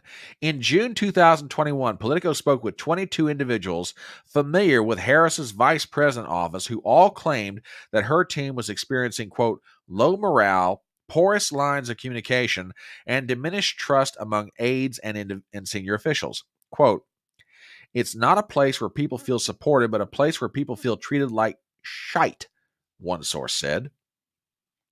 A Biden administration officials claimed Harris was responsible. Quote, it all starts at the top. Yeah, remember, this is when when Biden and Kamala Harris didn't like each other. Okay. Going a little bit further into this article. Harris's then press secretary, Simone Saunders, who, by the way, penned an article at MSNBC saying, well, of course Kamala can win. Seems like Simone has had a change of heart. Then Press Secretary Simone Saunders tried to defend her boss, accusing complaining staffers of being soft. Quote, we are not making rainbows of bunnies all day, she told Politico. What I hear is that people have hard jobs, and I'm like, welcome to the club. But 5 months later, Simone Saunders, a political veteran who had once worked for the infamously cantankerous Vermont Senator Bernie Sanders, left Harris's office as well. Quote, I'm so grateful to the VP for her vote of confidence from the very beginning. And then the dam broke. Multiple staffers who worked for Harris before she was vice president told the Washington Post in December 2021 she had reportedly refused to prepare for public appearances and blamed her aides when she then underperformed. Quote, it's clear with Harris that you're not working with someone who's willing to do the prep and the work, one ex-aide said. With Kamala, you have to put up with the constant amount of soul-destroying criticism and also her own lack of confidence. Now listen to what they just said. Her lack of self-confidence. So you're constantly sort of propping up a bully, and it's not really clear why. Going a little bit further. No, I will read this part. In the summer of 2021, and reported by CNN, Harris was said to have been prepped extensively by her team on how she could respond to questions about why she had not visited the southern border, despite her role as the White House border czar. But when the time came to deliver her answer, Harris botched her interview with NBC's Lester Holt. Quote, we've been to the border, she told Holt in June of that year. You haven't been to the border, he said. Well, I haven't been to Europe either. I don't understand the point you're making. Harris clapped back with an awkward laugh. The flippant response resulted in one of the most damaging public appearances of her entire White House tenure. She didn't do another one-on-one interview for nearly a year. At other times, and perhaps as a result of the Holt disaster, Harris reportedly began to over-prepare for some events. In April 2022, having been invited to a salon-style dinner at the home of David Bradley, a heavyweight D.C. media mogul, she was said to be so anxious about that, she held a mock dinner with staffers who acted out the role of dinner guest, Axios reported. Speaking exclusively to the Mail, political strategists who have previously worked for Harris say the root of her problems is that she overly relies on a trusted, though narrow, underqualified inner circle that includes her sister, Maya Harris, and brother-in-law, Tony West, a former Obama Justice Department official. Neither of them are professional political strategists. God bless it. Do you realize what Charlie Spearing is writing here? You're dealing with a woman with extremely low self-confidence who berates the staff around her, is lazy, doesn't do the work, doesn't prepare, and when she goes out and gets her head handed to her, she turns around to her staff, tries to blast them into the next area code, and it's never her fault. Oh, they're going to try. They're going to try. They will absolutely try and do it. And that's what they're doing right now. They're trying to make her a powerhouse. But there's just one problem with all that. It's not going to work. As a matter of fact, I got to play this. This is just too good. James Carville, one of my favorite old-timer Democrats, sums up what's about to happen to Kamala. And this is great. I want you to hear this. Well, I hate to do this, but I got to be the curmudgeon. I have to be the skunk at the garden party. This is too triumphalist, okay? This is everybody's giddy. I look at the coverage and it's great, and if I had to write a play about what I think it's going to be like, it would be entitled The Ice Pick Cometh, okay? Get ready, they're coming, all right? And it's good. Everybody should feel good and liberated and everything else. But if we don't win the election, we hadn't done anything. We haven't changed the temperature in America. We haven't changed anything. And I think the vice president, I hope that, her campaign is getting ready. I hope they'll listen to my friend and fellow New Orleanian, Don Brazil, who actually, I think, has the same kind of view of politics that I do. And they're coming at us. And they're going to keep coming. And this kind of giddy elation is not going to be very helpful much longer, because that's not what we're going to be faced with. And I think the vice president, put it in athletic terms, needs a really good cut man in a corner, because she's getting ready to get cut.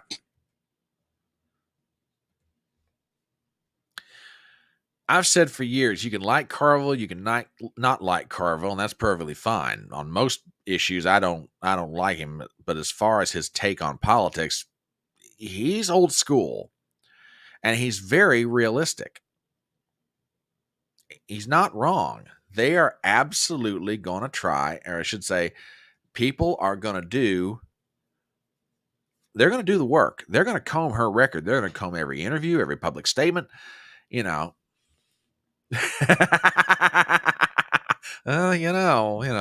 this point, he's semi-retired. He can have as many empty bottles in his bar as he wants to. But yeah, do they not think that this isn't coming? I entitled the start of this show Kamala-mania and Cacklegasms. The media is trying to get everybody in America to have a collective cacklegasm. Ignore the fact that she's a plastic banana phony. Ignore the fact that she's lazy. Ignore the fact that she won't do the work to prepare for the job she's got to do. Ignore the fact that she blames everybody else for all of her problems. Ignore all of her past positions when she was a senator and a presidential candidate herself. Ignore her record of being around Joe Biden for 4 years, being the last person in the room to do this. When Joe made a decision, she's the last person advising him. Ignore the fact that she was the border czar. Ignore everything else. And now, for the next 100 days, believe that she is genuine and true and charismatic and everybody loves her. And, this is the new thrill up the leg. This is all of that. That's what you got to believe for the next 100 days. That if you believe what the media is telling you. And in 2 sentences, I can prove why all that's not true. Quote, Kamala Harris withdrew from the race in December 2019, citing a lack of cash. In March of 2020, she endorsed Joe Biden. If she is the genuine article, if she is this charismatic, messianic styled figure in the Democrat Party where everybody is drawn and attracted to her and everybody just loves Kamala and she is the greatest thing since sliced bread. How come it took 40 seconds in a debate for Tulsi Gabbard to absolutely destroy her candidacy, such that by December of 2019, she dropped out of the race because she was out of campaign money? And maybe this is the reason why I admire Carville. It could very well be. Yeah. Well, no, that's what they're saying. I'm just reading what Wikipedia said. Cited a lack of cash as to why she got out. The reality is she was polling 2% in her own state. Yeah, exactly. 40 seconds and she was done. We're dealing with a woman that is deeply insecure. Okay? To the point that when she's trying, according to Axios, when she gets invited to a big-time dinner by some DC Democrat titan, she has to have play acting lessons on how she should behave at this dinner party. Folks, I will freely admit to not being the most sophisticated man in the world, but I'd like to think I've got enough self-confidence in myself to know how I should and should not act at a dinner party. And I'm not even in American politics. I just comment on it. This woman is she's an absolute, I'm sorry, she's a joke. And again, to go back to Christian Watson's point, I am not saying ignore her. She is formidable, but she's most certainly not invincible. Now I'm going to get to the reason why I have been doing what I've been doing all morning. Because like I said earlier, I know there's some people watching this right now going, but Front Porch, we know all this. Why are you belaboring all these points? To make an even broader and hopefully bigger point.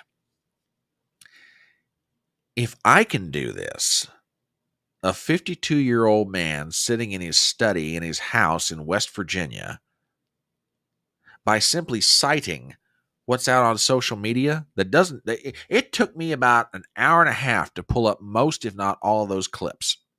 Granted, I had the advantage of Twitter. People were doing my work for me in one sense, but it didn't take me long to find all this stuff. Carville's right. Schellenberger is right, and he backs up Carville's point.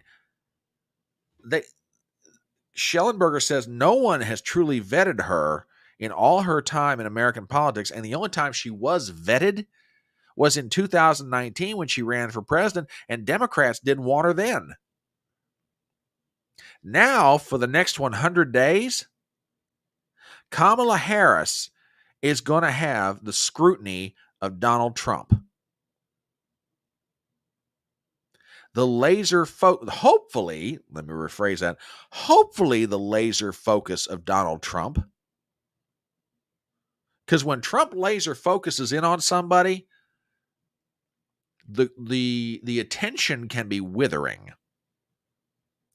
And if I may give a piece of advice to Donald Trump, and again, this isn't necessarily original to me, but I wholeheartedly concur on this point. Don't get cutesy with her. Don't dance around the ring, to just give a little jab and a little jab and a little verbal jab.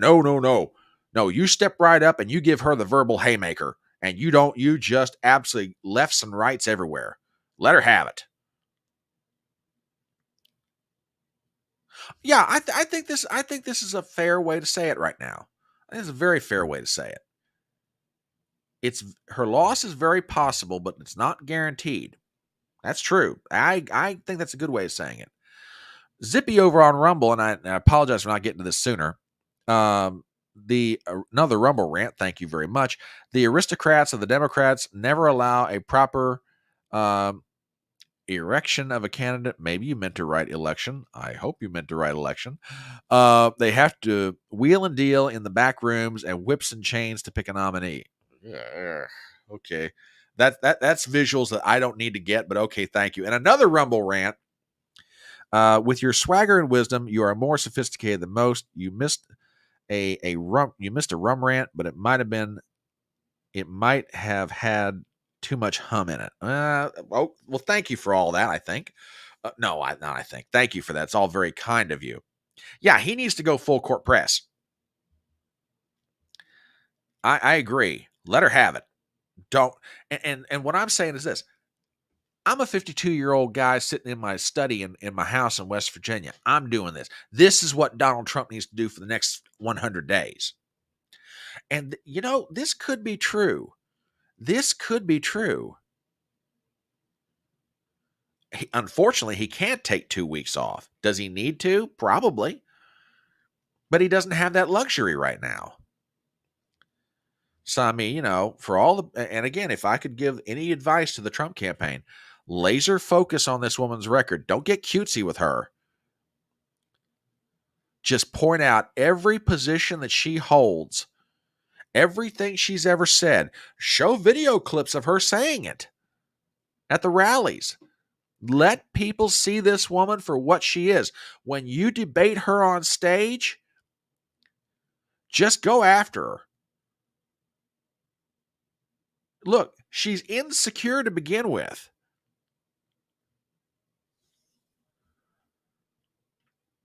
Yeah, I get it. I'm with you. I know.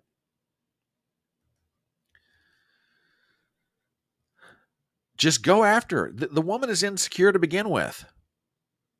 She really is. Let her have it. And don't let up.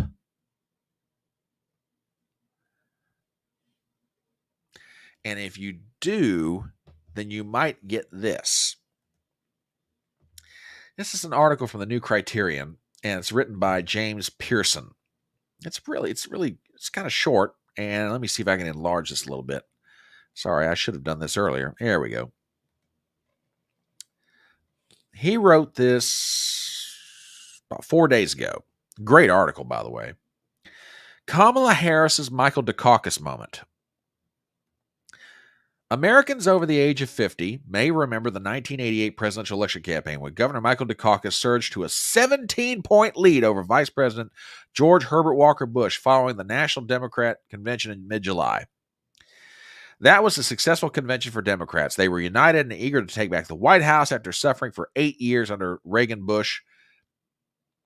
Dukakis selected Senator Lloyd Bentsen of Texas as his running mate, mimicking JFK's Massachusetts-Texas alliance from the 1960 campaign. Dukakis delivered an effective speech at the convention that emphasized competence over ideology, thereby suggesting, albeit wrongly, that Bush was in the thralls of right-wing ideology. That was the high point for Dukakis. His lead began to melt away soon after Bush portrayed him as an out-of-touch liberal, a card-carrying member of the ACLU, a soft-on-crime governor who planned to raise taxes and had no foreign policy experience. By early August, his advantage over Bush had dropped to 7 points. According to a Gallup poll, by mid-September, Bush had surged to a 7-point lead, and he then proceeded to win the election by 8 points. Bush carried 40 states, won 426 electoral votes, compared to 111 electoral votes for Dukakis. No national candidate has won by a larger margin ever since. Kamala Harris is now enjoying the kind of moment that she racks up endorsements in anticipation of the Democrat National Convention in August. Democrats and media allies are busy portraying her as a fresh face, she is not, and a youthful candidate, also doubtful, that will electrify the nation, galvanize women and minority voters, and trounce Donald Trump in the fall campaign. Some polls show her running more or less even with Trump, though in truth, Biden was not doing all that badly in the same polls when he decided to drop out. Harris's honeymoon will continue until and through the Democrat convention, at which time delegates will put on a show of strength and unity, thereby covering up the large cracks in their coalition that Trump will soon exploit. She and her running mate may come out of the convention even with or slightly ahead of the Trump-Vance ticket. That honeymoon will not last very long. Trump will succeed in painting Harris as an out-of-touch San Francisco leftist, much as Bush portrayed Dukakis as a Massachusetts liberal. Trump will have plenty of running room with that campaign, as there is hardly a left-wing cause she has not embraced. She was supposed to be in charge of the southern border, but has done nothing for 4 years, as millions of migrants flowed into the U.S. from just about every country in the world. She's favored the Black Lives Matter campaign a few years ago, raised money to bail out rioters and looters in Minnesota, which, by the way, all you folks in Minnesota watching this, you just remember something. This is the same woman that was helping to raise money to bail out the people that burned down your town, burned down your cities. You just remember that. And if you don't remember it, don't worry, I'll remind you. Just saying. Back to the article. And refused to condemn proponents of defunding the police. She was once a prosecutor, but very much of the kind George Soros favored. A pro-crime prosecutor, she supports the Green New Deal with its array of taxes and subsidies designed to eliminate fossil fuels, gas-powered cars, and much else besides, including air conditioning and gas stoves. She favors cancellation of student debt. Ruled unconstitutional by the federal courts, she is equivocal in her support of Israel. She has supported a ceasefire in the current war, an approach favored by critics of Israel, and has criticized the Jewish state for not doing enough to cease the humanitarian crisis in Gaza. In general, she views the United States and the world as much as the squad in Congress does, that is, from a far left-wing point of view. She and her fervent supporters are out of touch with the views of most voters. As a result, middle-of-the-road voters, independents, and many Hispanics will desert the Harris campaign. In addition, based on her record, she is not even an especially effective campaigner or a speaker who conveys much substance on the stump. Once her views are made known to the public, Harris's support will begin to melt away, though perhaps not as thoroughly as Dukakis's did in 1988. After all, there are enough Trump haters and loyal Democrats to prevent her campaign from collapsing altogether. But by mid-September, Trump will have opened up a 6-point lead in the polls, and that will remain intact for the balance of the campaign. In October, Democrat operatives aware of Harris's ticket is going to lose will begin to shore up down-ticket races for Congress in the hope of saving some of the degree of influence in the House and Senate, thereby preventing a total electoral debacle. Notwithstanding the euphoria today, Trump will win the election by 6 points, 49-43, winning 339 electoral votes, including all the so-called swing states, plus the Democrat-leaning states of Virginia, Minnesota, and New Hampshire. Republicans will pick up 3 or 4 seats in the Senate and perhaps 20 seats in the House, giving them safe majorities in both chambers. This will give Trump the margin he needs to implement a good piece of his agenda in 2025 and 2026. Well, my response to that is, from your lips to God's ear, buddy.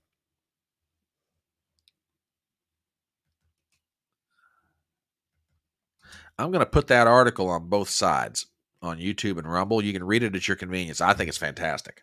And I'm not saying that because this gives me the results I want. This is everything I want to see and read. No. He's right. He's absolutely right. Folks, this woman, if Trump and his campaign laser focus on her the way I think they're about to, and don't get me wrong, this is not to say Trump doesn't make mistakes. I think he said some things last night that are going to cause him trouble for a little while. But if Trump laser focuses in for the next 100 days and absolutely just pounds her on with her record, not cutesy little jabs, not references to past dalliances with Willie Brown. No, none of that. Let's just boom, let's do it. Oh, no problem, dear. Glad to have you, darling. If he laser focuses and goes after her record, then yeah, he's going to win this thing convincingly. If he gets cute and doesn't focus the way he needs to, he'll lose.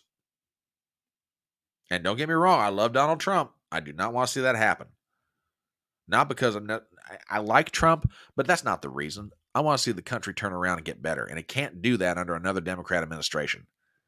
Be it if it would have been Joe or her or anybody else. They will. She is the daughter, politically speaking. Kamala Harris is the daughter of Joe Biden's generation of politics. They gave political birth to her.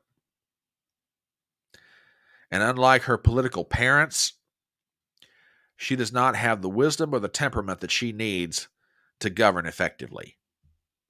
Not that Joe did either necessarily. He got hijacked by a bunch of lefties. And he was so old and so weak he couldn't hold them off.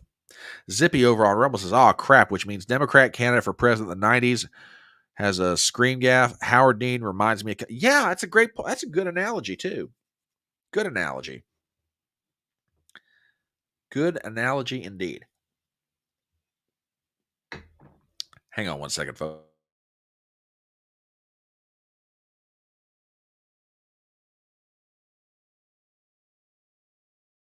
Sorry about that. Just checking for a phone call, see if it's come in yet. All right, we're gonna after 2 hours of my first subject. Sorry about that, folks, but this stuff's got to get said. No, it's not a talk amongst yourselves moment. I just need to double check something. I'm looking for a phone call to come in, and it hasn't come in yet, but it's the weekend, so I'm not necessarily surprised. So anyway, with that, let me shift gears here for one quick second. And yeah, like I said, everything that I did, I felt needed to be said, and I'm trying to give an example of what Donald Trump needs to do. Now, if Chris LaCivita and Susie Wiles are as good of campaign managers as I think they are, they're having these discussions with Trump. Okay? They're having these conversations. Boss, this focus here, right here. Let's go after it. I mean, don't get me wrong. I know Donald Trump likes to wing it. Yeah, and this is a good point too. I don't get it. I don't understand why they invent the problems when there's so many other real things. I mean, you're from Ohio, so you're gonna maybe have heard the phrase I'm about to use. Gagging on a gnat and trying to swallow a camel. That's what they're doing. They're gagging on gnats and swallowing camels. In other words, the small stuff that they ought to be able to easily deal with and dispose, they get choked on it because it's just too much for them. And then they try and take on stuff that they'll never be able to deal with. Or maybe they never should. Gagging on a gnat and trying to swallow a camel. A little bit of West Virginia-ism for your day. All right. Let me do a real quick commercial here. We'll shift gears just ever so slightly. If you happened upon this wonderful monologue of mine and you're sitting there saying to yourself, who is this handsome devil in the fedora? Well, let me answer your questions for you. My name is Brian Trippin, and on social media, I'm known as the Front Porch Conservative.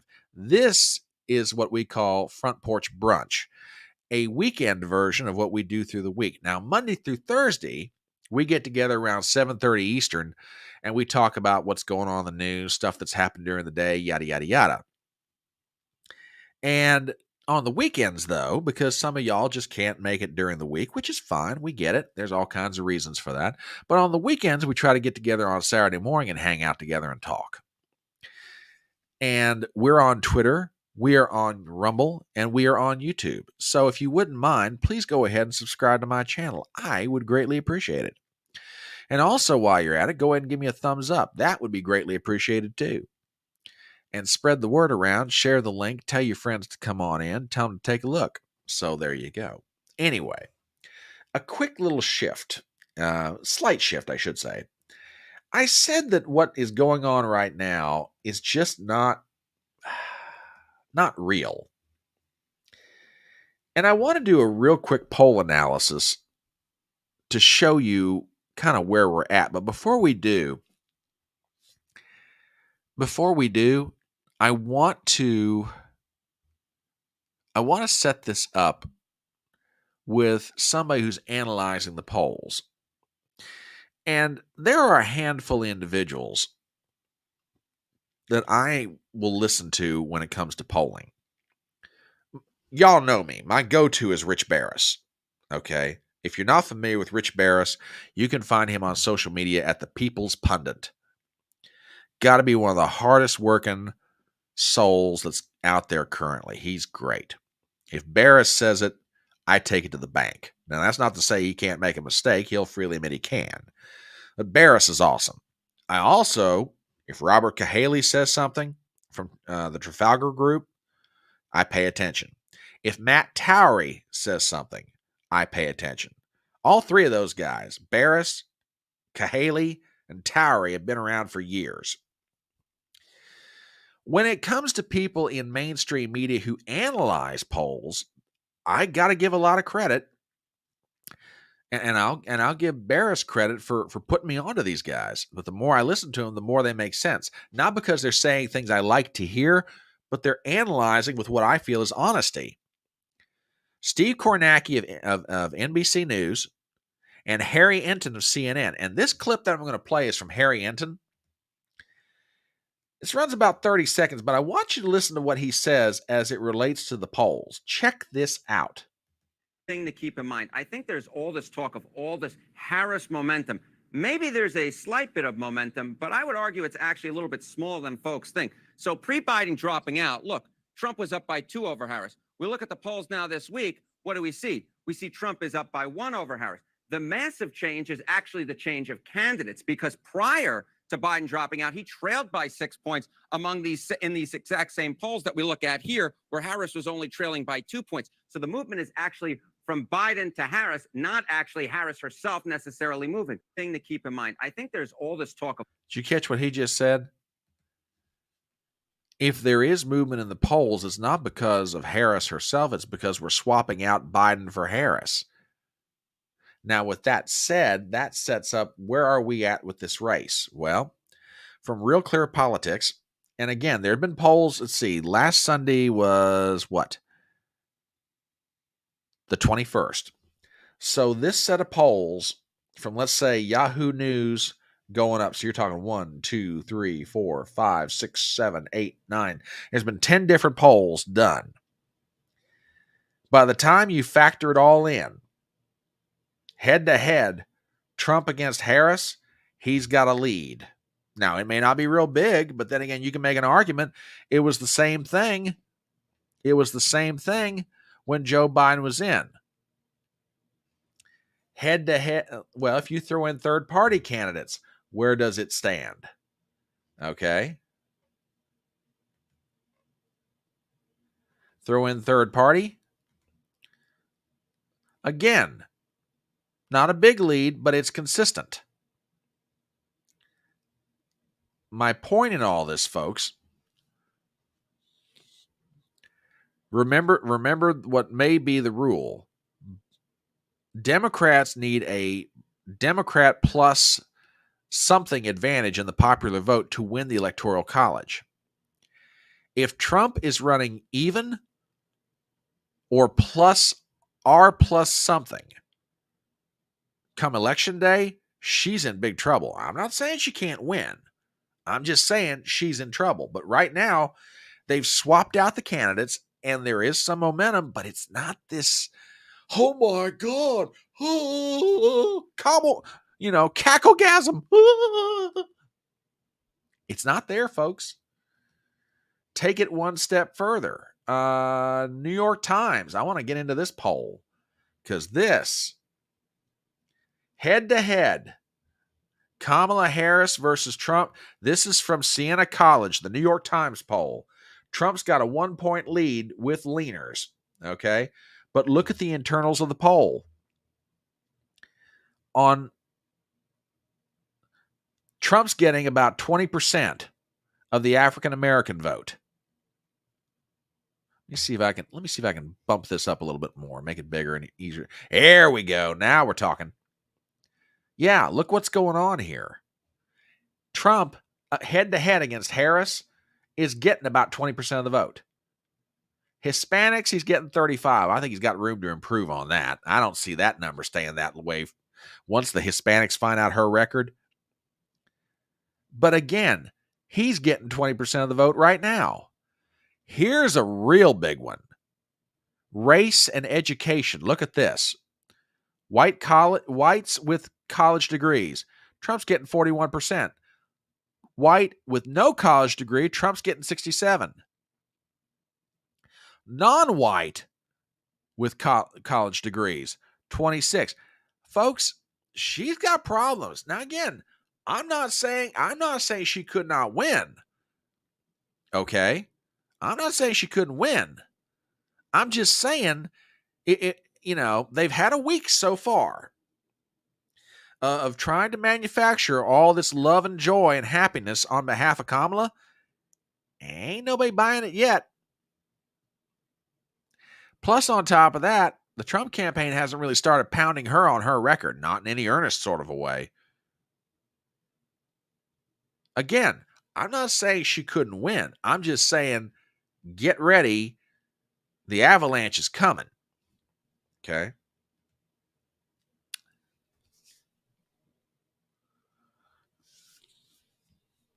I disagree. Smark, I disagree with this. And I'm not trying to jump on you when I say it. He needs to debate her. He needs to debate her and expose her doing it. And he can do to her what Trump did to Biden. I'm not saying that she's like, I'm not trying to take her for granted. Given all the advantages that she will have going into this, the money, the media, the Democrat machinery, the ballot harvesting operation, everything else. I'm not saying that she can't win. She can win. She could absolutely win. I'm saying that Trump needs to debate her to expose her. Just prepare for it as if it were the greatest debate of your life. Okay? Then walk in there, do your thing, and walk out. And then let her deal with the aftermath.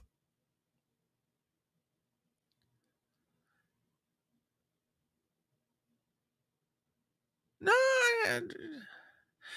exactly. If he doesn't debate her, he gives the impression that he's weak and he's scared. And right now, he cannot show weakness. I think Gypsy's right. He's got he might have some form of PTSD. I wouldn't be surprised if he did. Wouldn't be shocked if he did. How would you feel at 78 years old if you're standing on a stage giving a speech and you feel a bullet hit your ear whizzing by, a few other bullets flying over top of you, and as at the age you're at, you're laying on the ground and Secret Service people are piling on top of you to make sure you don't get shot? So if that man is dealing with some stuff up here, I wouldn't be surprised, and I don't hold it against him. I really don't.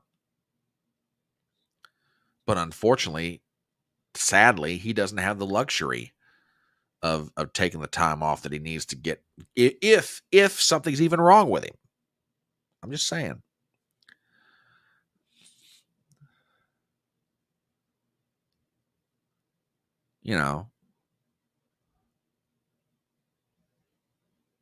Oh, okay. Okay, all right. I see what you're getting at. Okay. Yeah, all right. I'm sorry, I misunderstood you. Yeah. And which, by the way, I think that's exactly what he's going to do. But Trump, don't debate her. Don't let Fox run this debate. Do not do this debate on Fox. Look, you really want to get the youth vote or take a crack at it? I got an idea. I will repeat this idea for anybody who listens to me. Dude, don't let Fox host the debate. Don't let ABC host it, CBS, NBC, or anybody else. Go out to YouTube and go out to Rumble and say, guys, I realize you're competitors. I'd like for you to host the debate. Let them pick the moderators. And Trump hands them a list and say, all right, here's a list of about 15 different individuals that we'd like for you to consider as the moderators. And then make Kamala Harris just sweat that one.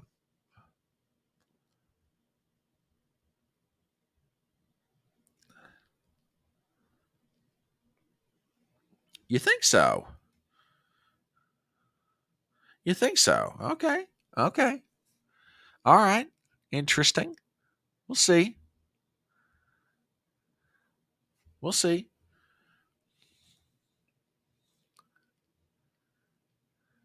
We shall see. Gypsy disagreed with you, but all right. Okay. All right.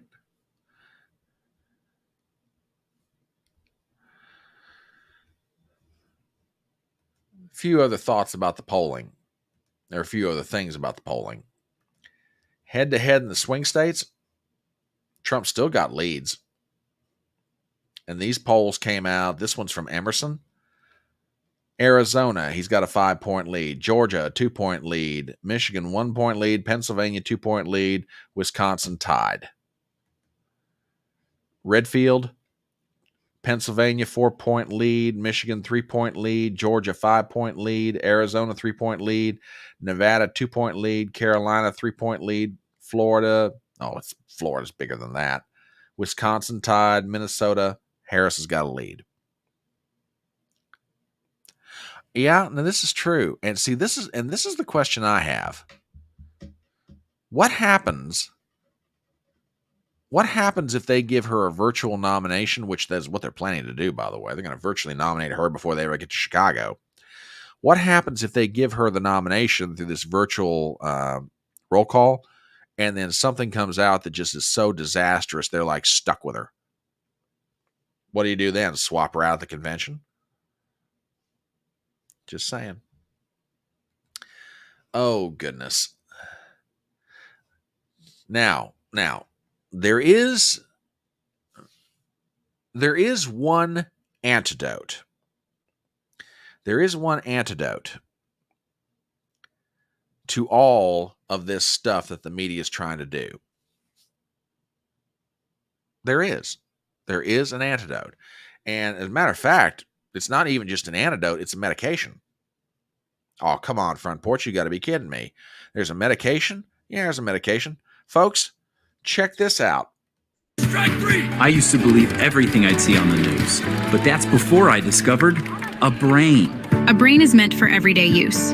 Those living with moderate to severe stupidity have seen immediate improvement in common sense with a brain. I thought the government had my best interests at heart, and then a friend told me about a brain. Talk to your doctor about what news sources you obey. A brain may also lower your desire to take life-altering advice from celebrities. Getting lectured about my carbon footprint from people with 3 private jets used to make sense. But thanks to a brain, now I can think for myself every day. When my disregard for 3rd grade biology began to flare up, I knew it was time for a brain. Do not try a brain if you're allergic to a brain. Common side effects may include accountability, discernment, homeschooling your kids, a better understanding of economics, awareness of the stupidity of socialism, and diarrhea. For tethering yourself to reality, the only no-brainer is choosing a brain. Ask your doctor if a brain is right for you. For more information, visit tryabrain.com. Well, there you go. There you go. And I will repost this. I will post this in YouTube and in Twitter. And I have to thank Gypsy for that one.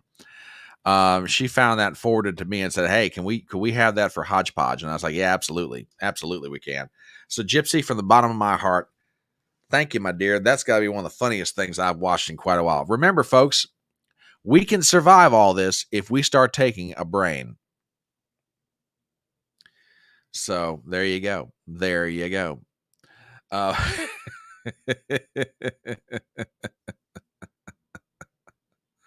There you go. All right. Let's do some HodgePodge.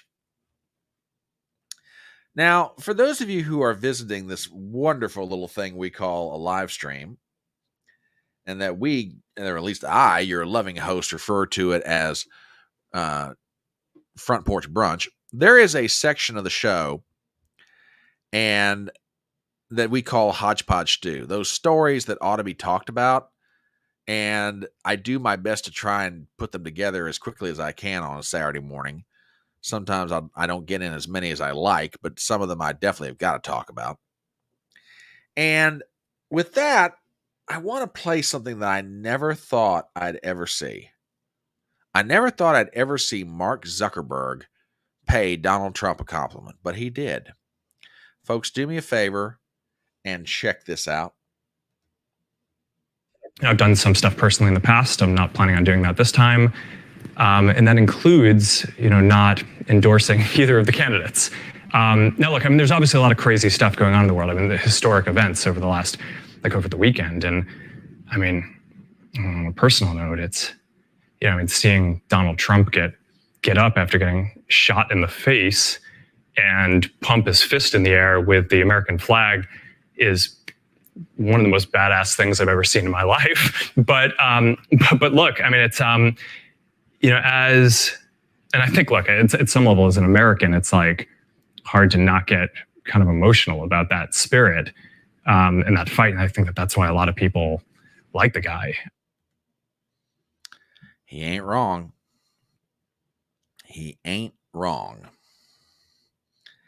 Yeah, I've heard about that. I think that's really the first time I've ever watched the whole clip. But yeah, he's absolutely right. That's just absolutely amazing. All right, give me 1 second here. I've got to find this one, and it definitely deserves to be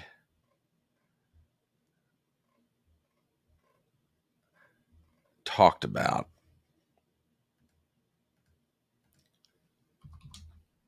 And apologies for this, folks.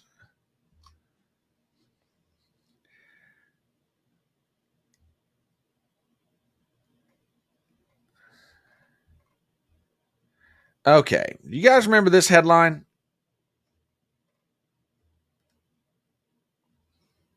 Pop this up here. Elon Musk said that he's committing $45 million a month to a new pro-Trump super PAC. Other backers of America PAC include Palantir Technologies co-founder Joe Lonsdale and the Winklevoss twins. Oh, what a name, Winklevoss! My goodness, I'll winkle your Voss. Well, not so fast. Maybe not, folks.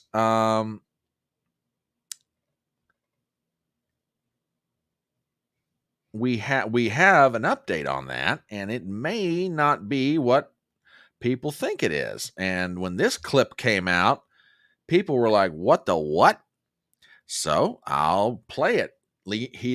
Elon Musk is walking through the halls of Congress, and we have this exchange.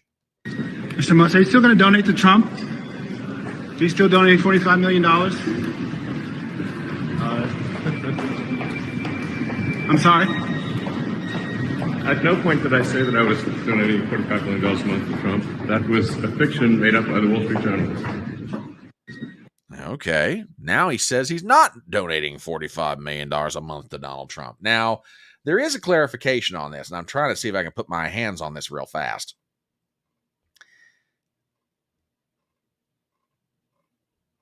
What Elon said, and I'm trying to get my hands on it real quick if I can do it. I don't think I'm going to be able to. Basically, what he said was, look, I'm donating money to a pro-America super PAC. At least that's my understanding of it. So, we'll see where all that goes. But as it stands right now, he's not, according to him, he's not donating $45 million a month to Trump.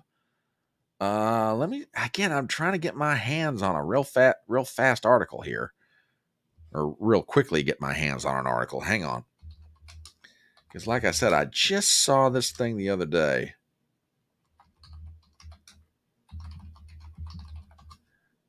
Hang on. I may. Yeah, here it is. I think I just found what I'm looking for. Yeah, no, I thought it did. Ugh.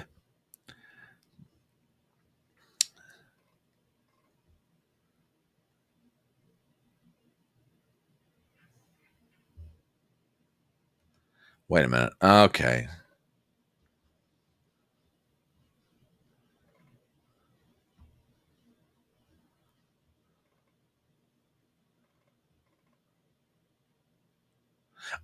Yeah, here we go. Here's what I'm looking for. From USA Today, Elon Musk says he's not donating $4.5 million a month to Trump's campaign. Simply not true. Tesla and SpaceX CEO Elon Musk says he's not donating $45 million a month to former President Trump's campaign, despite a report by Jonathan Limehouse, we have the following. Tesla and SpaceX CEO Elon Musk is denying a report that he pledged $45 million of his own money to former President Donald Trump's campaign each month. Musk discussed the apparent misinformation during a 2-hour interview with psychologist Jordan Peterson, he posted on Monday. What has been reported in the media is simply not true, Musk told Peterson during an interview on X, which the South African native owns. Despite denying the massive monthly donations, Musk said he supports Trump and that the former president showed instinctual courage during the assassination attempt on his life in Butler, Pennsylvania on July 13th. The 53-year-old said the attack on Trump led to his endorsement for the November election and that his fondness for the former president is not based on his, quote, cult of personality, but rather a set of shared principles. Okay, I'm down with that. Quote, we've got a choice of administrations and we have to pick one. There are flaws on both sides. Musk went on to say that we need a change of administration. The Democrat Party is now the censorship party under the guise of hate speech. What Musk has done is create a super PAC, a political action committee that can receive unlimited funding that can be used to help political campaigns. He called it the America PAC. Quote, you can donate direct money directly to candidates. That amount is fairly small, Musk said. You can donate a lot more money to a political action committee or a super PAC, and it certainly allows for a lot more money in the system than what otherwise would be possible. When questioned about the super PAC funds would go toward a Democrat or Republican, Musk said yes. It's not meant to be a sort of hyper-partisan PAC, Musk said about the America PAC. The intent is to promote the principles that make America great in the first place. Regarding Trump's MAGA slogan, Musk said he is about making America greater. So there you go. That's the clarification. Now, let me find... Let me look for one more thing here. So Bibi Netanyahu stopped by Congress. Oh boy, did this go well. There were some memorable lines.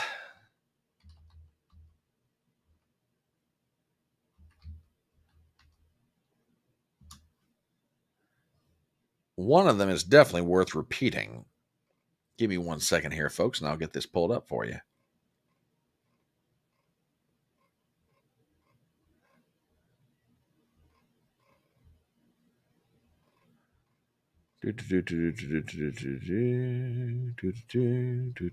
Hang on.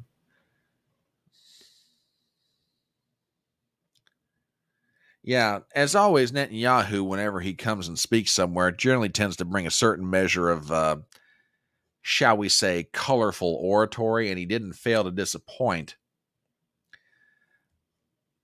Let me see if this is the one I'm looking for. Give me 1 second here, folks.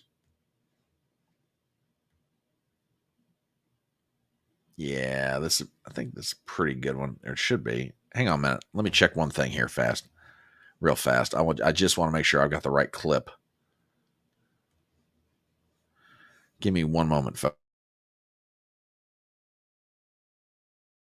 Well, I have a message for these protesters.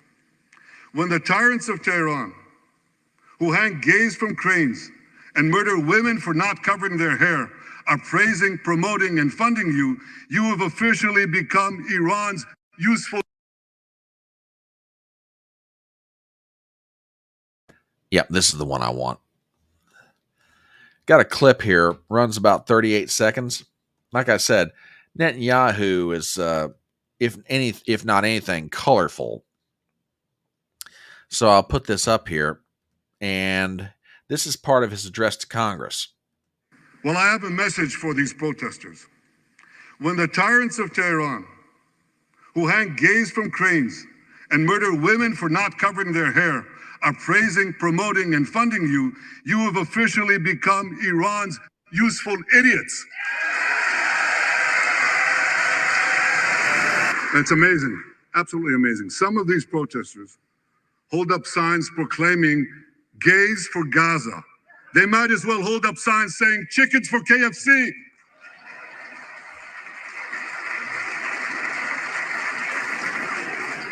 And that was the line that got the most attention, among others.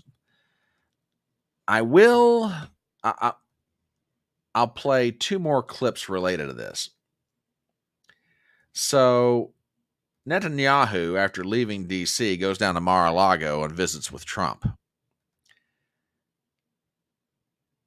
And this is what the exchange looked like. Now I'm on it. Come on in.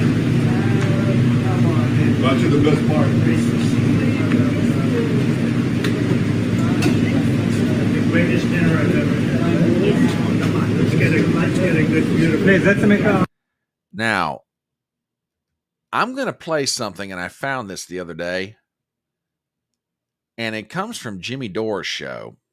Jimmy, as you know, is a bit of a lefty, okay? He played a clip of an interview from Trump, and take it for what it's worth. Take it for what it's worth, okay?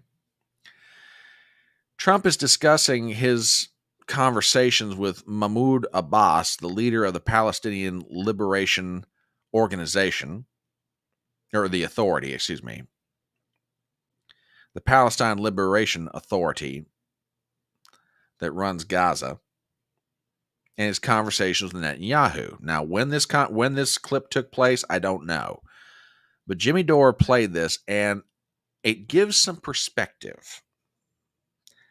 And I will say this, and I agree with other commentators on this.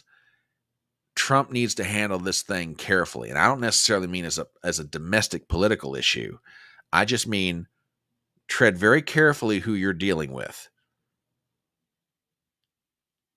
I mean, everybody wants to see peace in Israel or peace in the Middle East in general. Tread very carefully who you're dealing with. And with that, I'll play this clip. To reveal it here. He wanted to make a deal more than Netanyahu. And I will be honest, I had a great meeting with him, Abbas, right? I had a great meeting with him. And we spent a lot of time together, talked about many things. And it was almost like a father. I mean, he was so nice. Couldn't have been nicer.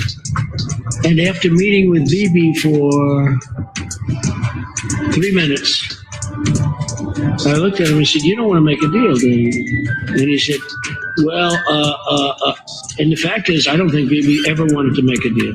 Why? I thought the Palestinians were impossible, that the Israelis would do anything to make peace and a deal. I found that not to be true." Again, take that clip for what it's worth. Don't know when it was made. Trump's having a conversation with somebody. He's talking about, his dealings with Netanyahu and Mahmoud Abbas, the Palestinian Liberation Authority leader. I'm just saying, take them for what they're worth.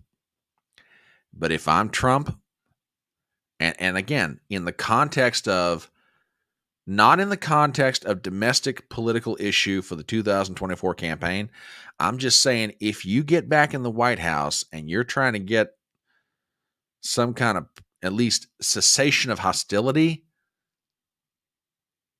be careful who you're dealing with. I'm not saying who's right. I'm not saying who's wrong. I'm just saying, be careful who you deal with. Because not everything maybe is as it seems. Just saying. So anyway, with that, tell you what, folks, it's about 10 minutes after 1, and I've got some things I have got to go do this afternoon, as I know you guys do too.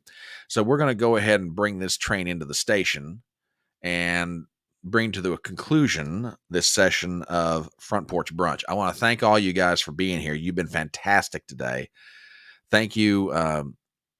Good night, Mister, for the super chat. Thank you, Zippy, for your generous contributions as well. I love all you guys, and thank you so very much. We will be back Monday night, 7:30 Eastern, for Chatting on the Porch, getting together from the weekend. So we'll see what's going on in the news at such time, and hang out together and be cool doing it. So in the meanwhile, you guys have a great weekend. Have fun out there. I love all you guys. We will be back Monday night, 7:30 for Chatting on the Porch. Thanks again for being here. And remember those words. Oh, don't forget going out the door. Hit the thumbs up. Okay? Hit the thumbs up.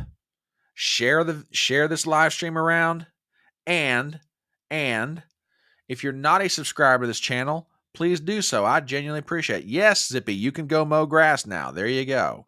Anyway, and with that, I love you guys. Have a great weekend. And remember the words of that great American philosopher, Tom T. Hall, when he said, "It's faster horses, younger lovers, older whiskey, and more money." I love you guys. Have a great weekend. We'll see you Monday night.